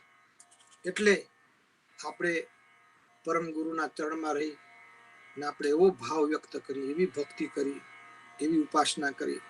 આપણે તો ગુરુમુખી છીએ, આપણા ગળામાં કંઠી છે, આપણે બાલ તિલક કરી, અને ગુરુજી જેટલી મહેનત કરી રહ્યા છે આપણે પણ એટલી મહેનત કરી, આપણે પણ જ્ઞાન સંપ્રદાયનો પ્રચાર પ્રસાર કરીએ. પરમ ગુરુની ભક્તિ છે, પરમ ગુરુનું જે જ્ઞાન છે અન્ય સુધી લઈ જઈએ. અને જેને પૂજા, જે ગુરુની પૂજા કરે ને, ગુરુ સર લઈને પછી ક્યાં જવાની જરૂર નથી. એક છંદ છે, દુહો છે કે પૂજા ગુરુ કી કીજીએ, પૂજા ગુરુ કી કીજીએ, સબ પૂજા દેહી માય. ગુરુની પૂજા કરો એટલે બધી પૂજા આવી જાય. પૂજા ગુરુ કી કીજીએ, સબ પૂજા દેહી માય, બધી પૂજાનું એમાં ફળ મળી જાય. સબ પૂજા દેહી માય કેવી રીતે? તો કે જીમી જલ સિંચે મૂળ તરુ, શાખા પત્ર અભાય. જેવી રીતે તમે વૃક્ષની ડાળી ઉપર, વૃક્ષના પાંદડા ઉપર કે એની ઉપર તમે જલ નાખો તો વૃક્ષને ફાયદો ન થાય. તમે ડાળીમાં પાણી છાંટો કે પાણી નાખો અન્ય શાખામાં તો એની, પણ જો તમે મૂળમાં પાણી આપો, વૃક્ષના મૂળમાં, જો વૃક્ષના મૂળમાં પાણી જાય તો જે વૃક્ષના મૂળમાં પાણી જાય એની પાળો દ્વારા એ ઝાડના એ પાણી એની શાખા સુધી, એના પત્ર પુષ્પ સુધી, એના ફળ સુધી બધે પાણી પહોંચે. તો ગુરુની પૂજા એવી છે કે ગુરુની પૂજા કરીએ તો આખા જગતની, આખા બ્રહ્માંડની પૂજા આવી જાય. કે પૂજા ગુરુ કી કીજીએ, સબ પૂજા દેહીમય. પૂજાનું સ્વરૂપ છે, સદગુરુનું સ્વરૂપ છે. અને આપણે ભાગશાળી છીએ, હિન્દુ સનાતન ધર્મની અંદર સારું છે. અને એટલે આપણે બધા હજી સંસ્કારી નીતિવાળા છીએ. આટલું બધું ભયંકર વાતાવરણ છે. હું ઘણી વખત કહું છું, ઘણા લોકો એમ કહે છે કે ગુરુથી શું ફાયદો થાય, ગુરુથી શું ફાયદો થાય, ગુરુ વગર ન ચાલે. ના, ગુરુ વગર ન ચાલે. આપણે અત્યારે ગુરુ અને ઈષ્ટને મંદિરો અને આ બધા સાધુ સંતો મહાત્માઓના સત્સંગથી રહ્યા છે એટલે આપણામાં નીતિ રહ્યું છે. વિચાર કરો, તમે મુસલમાનો તરફ દ્રષ્ટિ કરો, એ સમાજ ક્યાં ગઈ રહ્યો છે? વિચાર કરો, એટલી મસ્જિદો છે પણ સમાજ તમે જો, દુનિયાના બધા નૃશંસ આ સમાજમાં આવવા લાગ્યા છે. કારણ કે એમાં સુફી નથી, એમાં સંતો નથી, એમાં ફકીરો નથી. એક સમય હતો મુસલમાન ઇસ્લામની અંદર સારા સુફીઓ હતા, સારા ફકીરો હતા, સારા સંતો હતા. અત્યારે નથી, કારણ કે સમાજ ગુરુ તરફનો નથી. કોઈ સારો સંત નથી, કોઈ સારો ફકીર નથી, સારો કોઈ મૌલવી નથી, બધા આતંકવાદીઓ છે. અને એના કારણે આખો મુસ્લિમ સમાજ, મુસલમાન જોવો એટલે એક જ ચહેરો યાદ આવે, આતંકવાદ. મુસલમાન જોવો એટલે બધી દુનિયાની બધી અનીતિ એ માણસોમાં ભરી છે. કેમ આવું બધું આવી ગયું? કારણ શું? ગુરુ વગરના છે, સત્સંગ વગરના છે. ગુરુ અને સત્સંગ વગરના હોવાથી પાછા નિરાકારની ઉપાસના કર્યા વાળા મસ્જિદમાં જાવ તો કઈ હોય જ નહીં. એટલે કહેવાનો મતલબ, આપણે તો ગુરુના શરણમાં બેસીએ. આપણે કઈક તાપ હોય તો આપણે પૂછીએ, ગુરુજીને પૂછીએ, ગુરુજી અમને કઈક રસ્તો બતાવો. તો ગુરુજી આપણને રસ્તો બતાવે. તો આપણું શરીર, આપણું આત્મા, આપણે બધા એટલા માટે હિન્દુ ધર્મ, હું તો વર્ષોથી તાડી થતો આવ્યો છે વર્ષોથી. અંગ્રેજોએ ખૂબ લૂંટ્યા આપણને, ફિરંગીઓએ લૂંટ્યા, યવનોએ લૂંટ્યા, બધાએ આપણા પર પ્રહાર કર્યા, છતાંય આજે હિન્દુ સમાજ ઉભો છે. હિન્દુ સમાજ ઉભો છે એનું કારણ ધર્મો રક્ષતી રક્ષિત. આપણે ધર્મનું રક્ષણ કર્યું માટે ધર્મ આપી રક્ષણ કરે છે. તો ધર્મનું રક્ષણ કરાવવા વાળા કોણ છે? સંતો, સાધુઓ, મહાત્માઓ, બ્રાહ્મણો, વિપ્રો. અને આપણા શાસ્ત્રો, કેટલા સરસ શાસ્ત્રો લખ્યા, સારું સારું જ્ઞાન મળે આપણને. આપણે આપણું આમ હૃદય ભરાઈ આવે, આપણે આંખમાંથી અશ્રુ વહી જાય, આપણને ભાવ વ્યક્ત થાય. અચરતબા તમે જુઓ પરમ ગુરુના શરણમાં કેવી રીતે જાય છે. તો ગુરુના ચરણમાં ચિત્ત લગાવવું જોઈએ. ગુરુ ચરણમાં ચિત્ત લાગ્યા વિના કેમ રીઝશે કીર્તા. ગુરુ હૃદયમાં આવવા જોઈએ, પરમ ગુરુ આપણા હૃદયમાં આવવા જોઈએ. અને એવો ભાવ આમ જે પરમ ગુરુનું સ્વરૂપ છે એને આંખ બંધ કરી આપણા હૃદય સિંહાસન પર બિરાજમાન કરવું જોઈએ. આ ભાવ વ્યક્ત કરવો જોઈએ. તો ગુરુ ચરણમાં ચિત્ત લાગ્યા વિના કેમ રીઝશે કીર્તાર. ઈયળની ભમરી બને તો નરને કેટલી વાર. આ ગુરુ આપણને આપે છે. ગુરુ મિલન કો જાઈએ તજી માન મોહ અભિમાન. ગુરુ પાસે જવું હોય તો તમારે કોઈ પણ જાતનું મોહ, કોઈ પણ જાતનું પદ, કોઈ પણ જાતની પ્રતિષ્ઠા ગુરુ પાસે જતી વખતે રખાય નહીં કે હું ફલાણો છું, હું નાતનો પટેલ છું, કે હું ફલાણી જાતનો પ્રમુખ છું, કે હું પ્રધાન છું, કે હું ધારાસભ્ય છું, કે હું મંત્રી છું. ગુરુ મિલન કો જાય તજી માન મોહ અભિમાન. અભિમાનથી, મોહથી આ બધું તજી અને ગુરુ પાસે જવું જોઈએ. સાચા દર્શન તો જ થાય. ગુરુ મિલન કો જાઈએ તજી માન મોહ અભિમાન. જો માન મોહ અભિમાન છોડીને જો ગુરુ પાસે જઈએ તો શું ફળ મળે? તો ફળ મળે જ્યું જ્યું પાવ આગે ધરે. તમે એક એક પગ ગુરુજીના દર્શન માટે જઈ રહ્યા છો, એક એક પગ તમે આગળ મૂકતા જાઓ. બાપુ એક એક પગમાં, સાહેબ એક એક પગમાં ફળ મળે. તમે ઘરેથી નીકળો, મારે ગુરુના દર્શન કરવા જવા છે, એક એક પદ તમે મૂકો તેમાં ફળ મળતું જાય. કેવું ફળ મળે? તો જ્યું જ્યું પાવ આગે ધરે કોટી યજ્ઞ સમાન. એક એક પગલું તમે ભરતા જાઓ, એક એક યજ્ઞનું ફળ મળતું જાય, કોટી યજ્ઞ સમાન. આ છે ગુરુ મિલનની ભાવના, આ છે ગુરુ પરંપરાની ભાવના, આ છે ગુરુ પ્રત્યેનો ભાવ, આ છે ગુરુ પ્રત્યેની શ્રદ્ધા. આ ભાવ આવવો જોઈએ, બાકી તો કોઈ મતલબ નથી. અને ગુરુની આગળ તમે ગણેશ ભગવાન આગળ દીવો કરો ને, ગણપતિ આગળ દીવો કરો તો ગણપતિ પાસે જાય. માતાજી આગળ દીવો કરો તો માતાજી પાસે જાય. ચામુંડા આગળ દીવો કરો તો ચામુંડા પાસે જાય. ખોડિયાર માતા આગળ દીવો કરો, ખોડિયાર માતા પાસે જાય. મેરડી માં આગળ દીવો કરો તો મેરડી માતા પાસે જાય. શિવ પાસે દીવો કરો તો શિવ પાસે જાય. વિષ્ણુ પાસે દીવો કરો, વિષ્ણુ પાસે જાય. આમ આ દીવો કરો, જે જગ્યાએ જે દીવો કરો એમની પાસે જાય. પરંતુ ગુરુના ચરણમાં જો તમે દીવો કરો સાહેબ, તો 14 લોક સુધી એના અજવાળા પહોંચે, 14 લોક સુધી એનો પ્રકાશ પૂજે. અને 14 લોકની અંદર, બ્રહ્માંડની અંદર જેટલા દેવી દેવતાઓ હોય એ બધા દેવી દેવતાઓને તમારા દીવાનું ફળ મળે, દીવાનું પુંજ મળે, દીવાનો પ્રકાશ મળે. એટલે લખ્યું છે, તુલસીદાસે લખ્યું છે કે ગુરુપદ પંકજ પૂજતા. ગુરુનું ચરણ પદ પંકજ, ગુરુપદ પંકજ પૂજતા 14 લોક પૂજાય. શિવ વિરંચી શારદા ગુરુ તણા જસ ગાય. 14 લોક પૂજાય. ગુરુનું જે તમે ચરણ સેવો, ગુરુ આગળ તમે દીવો પ્રગટાવો તો 14 બ્રહ્માંડમાં એનો પ્રકાશ ફેલાય, 14 લોકમાં એનો પ્રકાશ ફેલાય. શિવ વિરંચી શારદા, શિવ, વિષ્ણુ અને બ્રહ્મા પણ એ ગુરુના જસ ગાય છે. એટલે જ કહેવાય ગુરુ બ્રહ્મા, ગુરુ વિષ્ણુ, ગુરુદેવ મહેશ્વર, ગુરુ સાક્ષાત પરબ્રહ્મ, તસ્મૈ શ્રી ગુરુવે નમઃ. તસ્મૈ શ્રી ગુરુવે નમઃ. આ છે ગુરુ પરંપરા. અને આપણે તો ગુરુ શોધવાની જરૂર નથી, આપણી પાસે તો ગુરુ છે. અને નામ ઇતના જપો, સાધના એટલી કરો, કેવલ મંત્ર, અમર મંત્ર, ગુરુજી જે આદેશ આપે. અને નીતિવાન બનો, સંસ્કારી બનો. જો કે નીતિવાન ભક્તિ આવશે ને તો કુદરતી નીતિ આવશે, ભક્તિ આવશે, સંસ્કાર આવશે. સાહેબ ભક્તિમાં સંસ્કાર હોય છે, ભક્તિમાં નીતિ હોય છે. વડના બીજનું જો વડનું બીજ નાનું હોય પણ એને વાવો ને વડ મોટો થાય, કેટલો મોટો વડ થાય. અને કેટલા વર્ષ સુધી ભક્તિનું બીજ એવું છે તમે ઊંધું વાવો કે હવડું વાવો એ તો હાથ ભવે પણ પ્રગટે પ્રગટે પ્રગટે પ્રગટે પ્રગટાવવા રહે જ નહીં. तो नाम इतना जपो कि गुरु धड़कन में उतर जाए. नाम इतना जपो कि गुरु धड़कन में उतर जाए.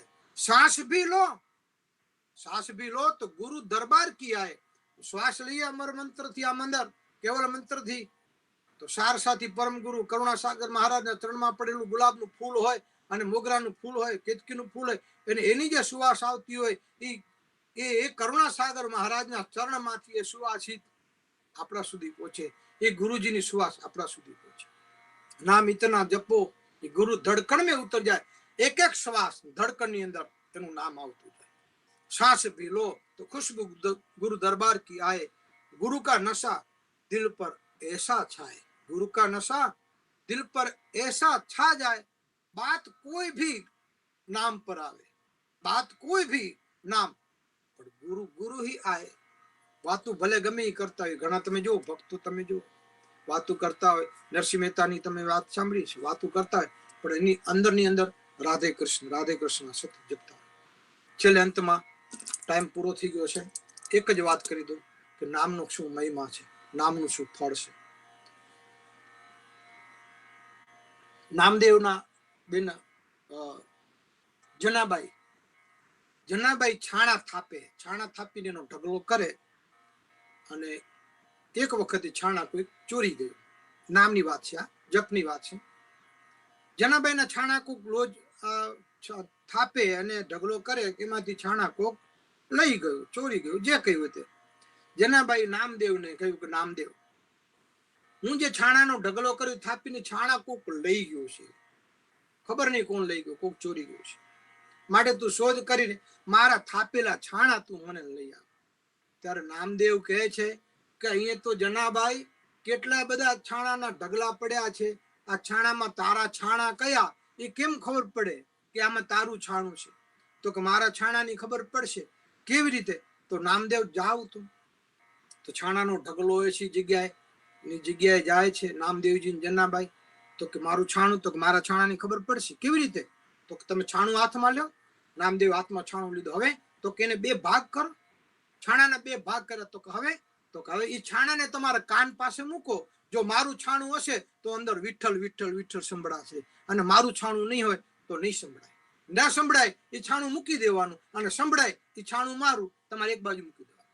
આમ છાણું જ્યાં ભાંગ્યું અને કાન પાસે મૂક્યું ત્યાં તો એમ કહેવાશે કે વિઠ્ઠલ વિઠ્ઠલ વિઠ્ઠલ આ શબ્દ આંખ પાસે આવ્યો, કાન પાસે સાંભળ્યો.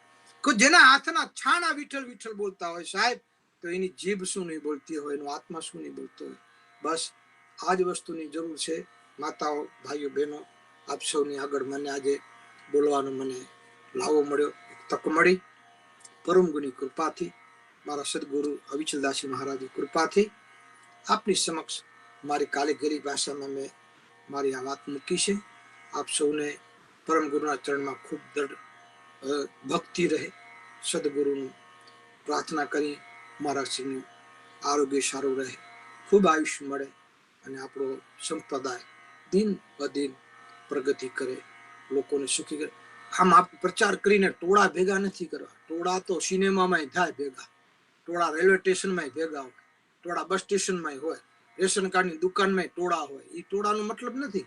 આપણે ટોળા એવા કરવા છે જે ગુરુના ચરણમાં બેઠા હોય, જે સાધક હોય, જે નીતિવાન હોય, જે સંસ્કારી હોય, જે ભક્ત હોય અને જેના મુખમાં કેવલ મંત્ર અમર મંત્ર બોલાતો હોય.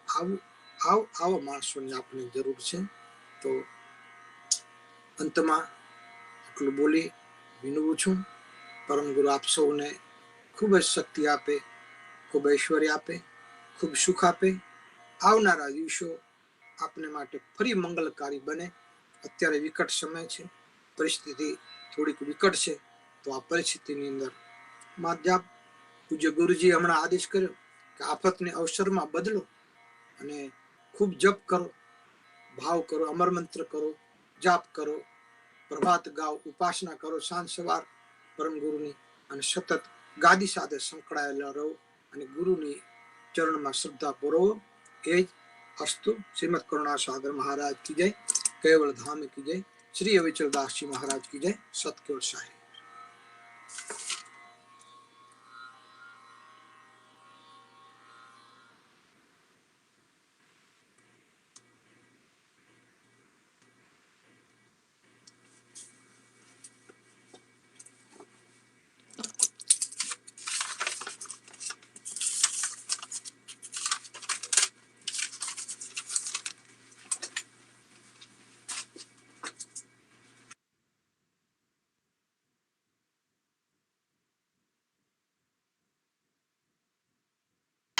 સતકેવલ સાહેબ, હવે આપણે ઉપાસના કરીશું.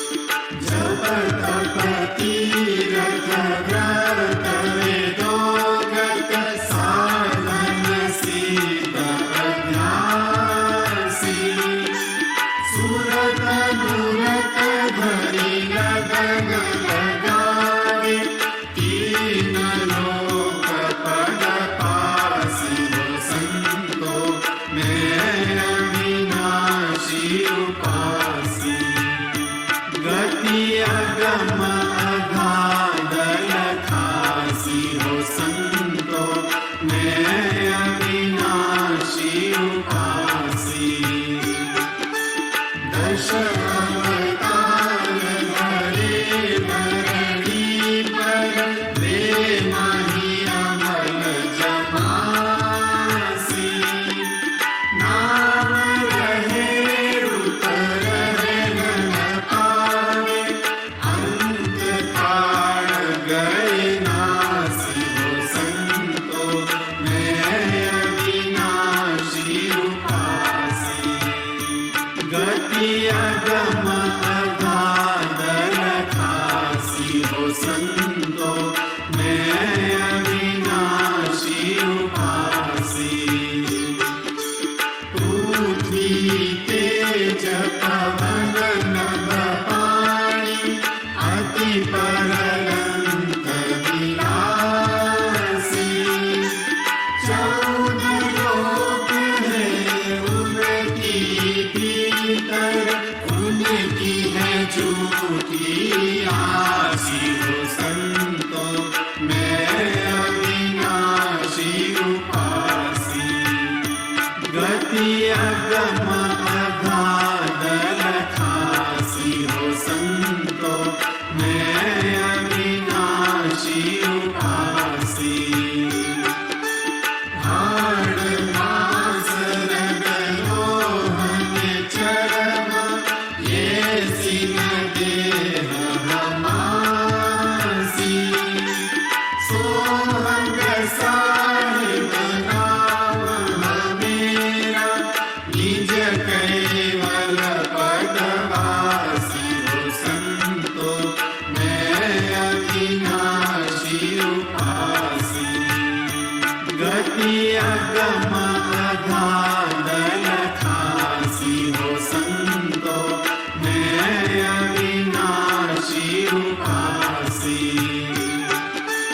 ब्रह्मा विष्णु महेश्वर देवा जेने सृष्टि प्रकाशी महामाया का एक दिवस में अनेक बैरमल झांसी हो संतो मैं अविनाशी उपासी गति अगम अगाध खासी हो संतो मैं अविनाशी उपासी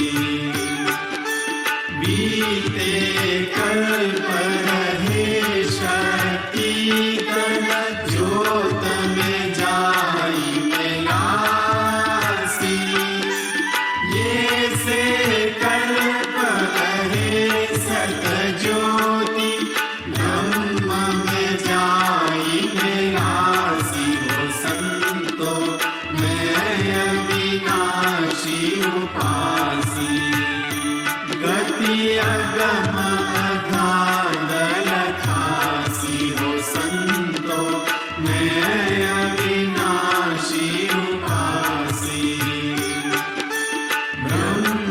ब्रह्मचिदानंद आनंद सिंधु जिनु कैवल परकासी उठत इच्छ सृष्टि सब फोरत समता सकल समासी हो संतो मैं अविनाशी उपासी गति अगम अगाध खासी हो संतो मैं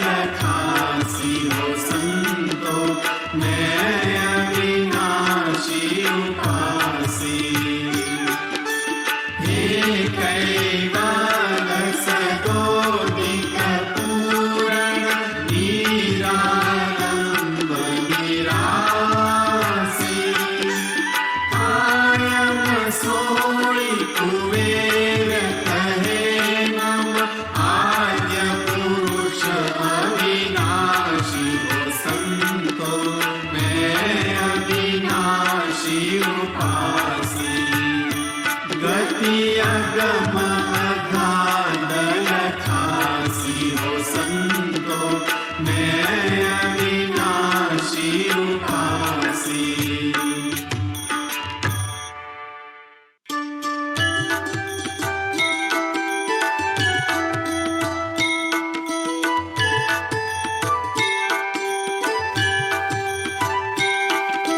संध्या समरण आरती भजन भरोसे दास मनसा वाचा कर्मणा कर गुरु चरण निवास गुरु की कीजे बंदगी कोटि कोटि प्रणाम कीर्तन जानत भृंग तू सोई कल्याप समान गुरु मूरख मुख चंद्रमा सेवक नेत्र चतुर अष्टपहर निरखत रहे सोई गुरु मूरत कियो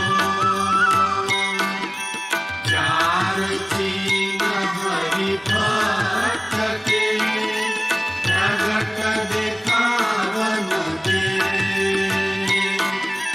दया क्षमा और दीनता पर दुख तू हर ले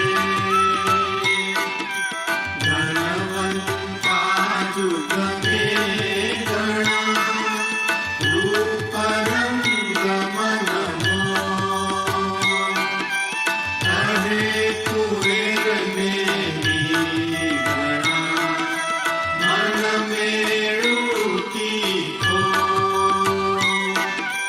मन मेरु जब ही मिले आत्म तत्व विचार तन मन सौंपी दीजिए बाके शरण मोजा तन मन सौंपी शीश तू प्रभु सदा लोरी तबे कुबेर अंतर नहीं जैसे जड़ माही ज्ञान मीन काम छको संग करे जन को कहे कुबेरा को मिले फेर जीवन की तो ज्ञान मीन यहाँ सतगुरु जो कोई शरणे जाए कहे कुबेर कर दे कहे जीव परम पद पाए शुद्धि को समझे नहीं कथे बादलू ज्ञान अड़ तो चढ़े ना अंगने कुबेर तक्र निपान सूरि नर मुनि जन देवता ब्रह्मा विष्णु महेश कहे कुबेर को लोकयो जेठी तक्र आवेश घटनवने दशाष्टल्यो चारु वेद चरास व्यासवलोवन चाशनु पीवत जगत उपास रामचंद्र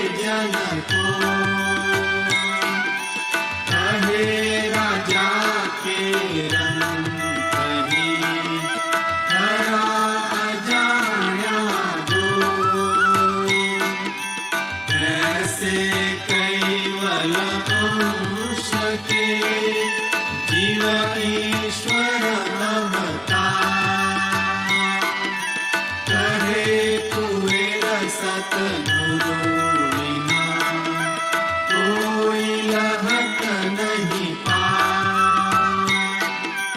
14 तबक जिनु शिवा पर और 14 उपचार। मध्यम हेल कैवल कुल सुगढ़ सभोम सदा। ते कैवल तुद खावन अखिल जीवन कीरता। कहे कुएर दर्शावहु जो जन होय हमार।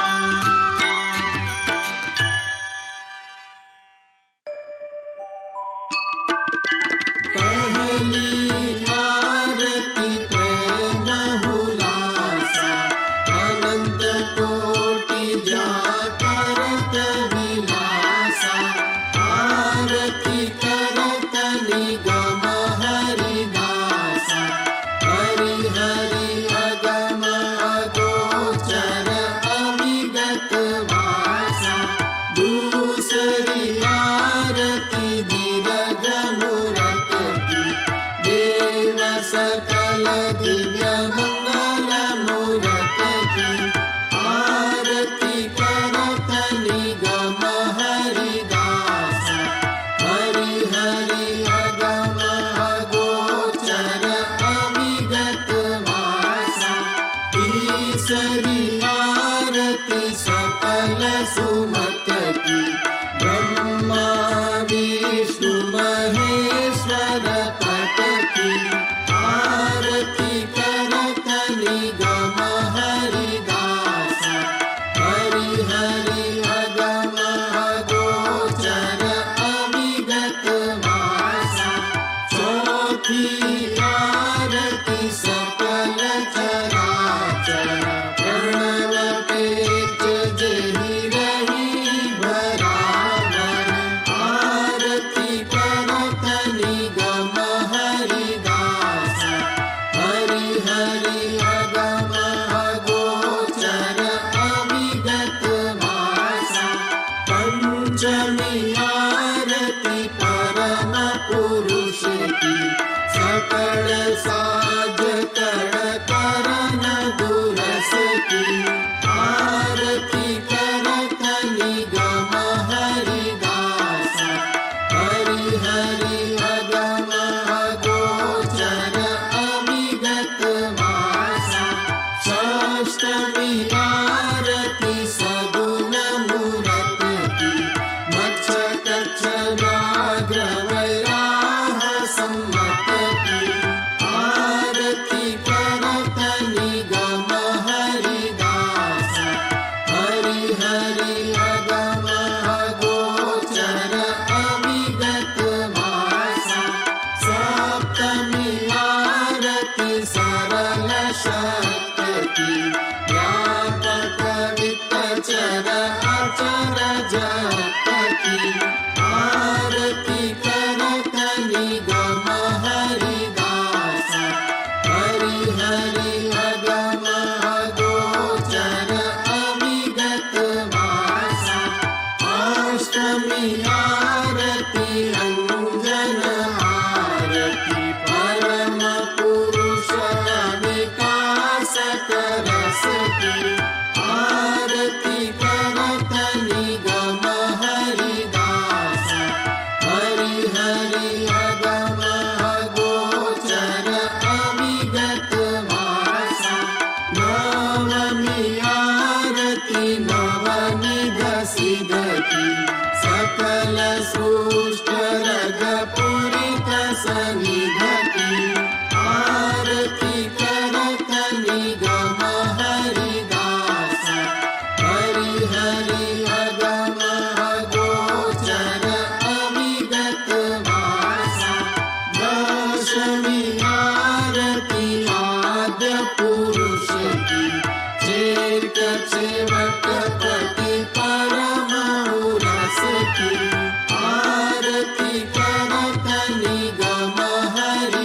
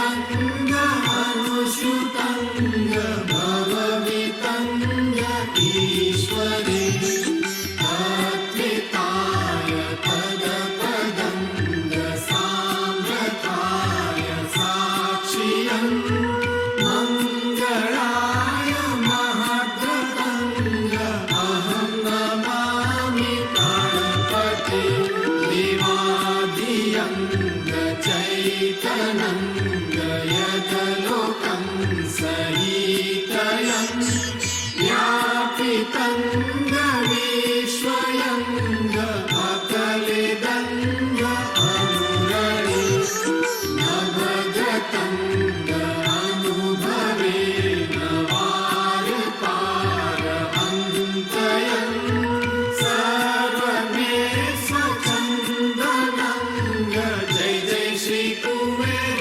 कैवलम् आद्य सकृत स्वराज करुणेश कैवल करता की जय। श्री कृष्ण स्वामी महाराज की जय। परम गुरु श्रीमद करुणा सागर महाराज की जय। द्वितीय कुबेराचार्य श्री नारायणदास जी महाराज की जय। तृतीय कुबेराचार्य श्री बलदेवदास जी महाराज की जय।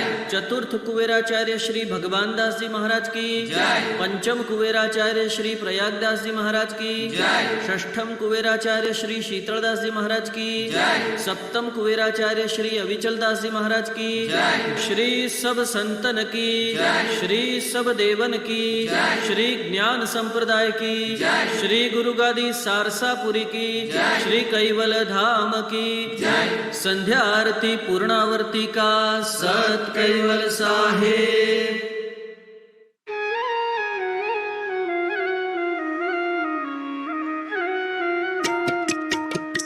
कोटे सुख सेज श्री महाराज करुणा सागर राज कोटे सुख सेज श्री महाराज संतन के सुख दायक लायक नायक सजन श्रीराज शोभा सुंदर अति अनुपम षोडश चिन्ह धरे साज कोटे सुख सेज श्री महाराज करुणा सागर राज कोटे सुख सेज श्री महाराज कला खटदश विभूति पूरण परम गुरु जग काज लाए लक्ष्य अलौकिक अनुभव सुरगति नाही समाज कोटे सुख सेज श्री महाराज करुणा सागर राज कोटे सुख सेज श्री महाराज नवघन श्याम स्वरूप स्वामी दामी कहत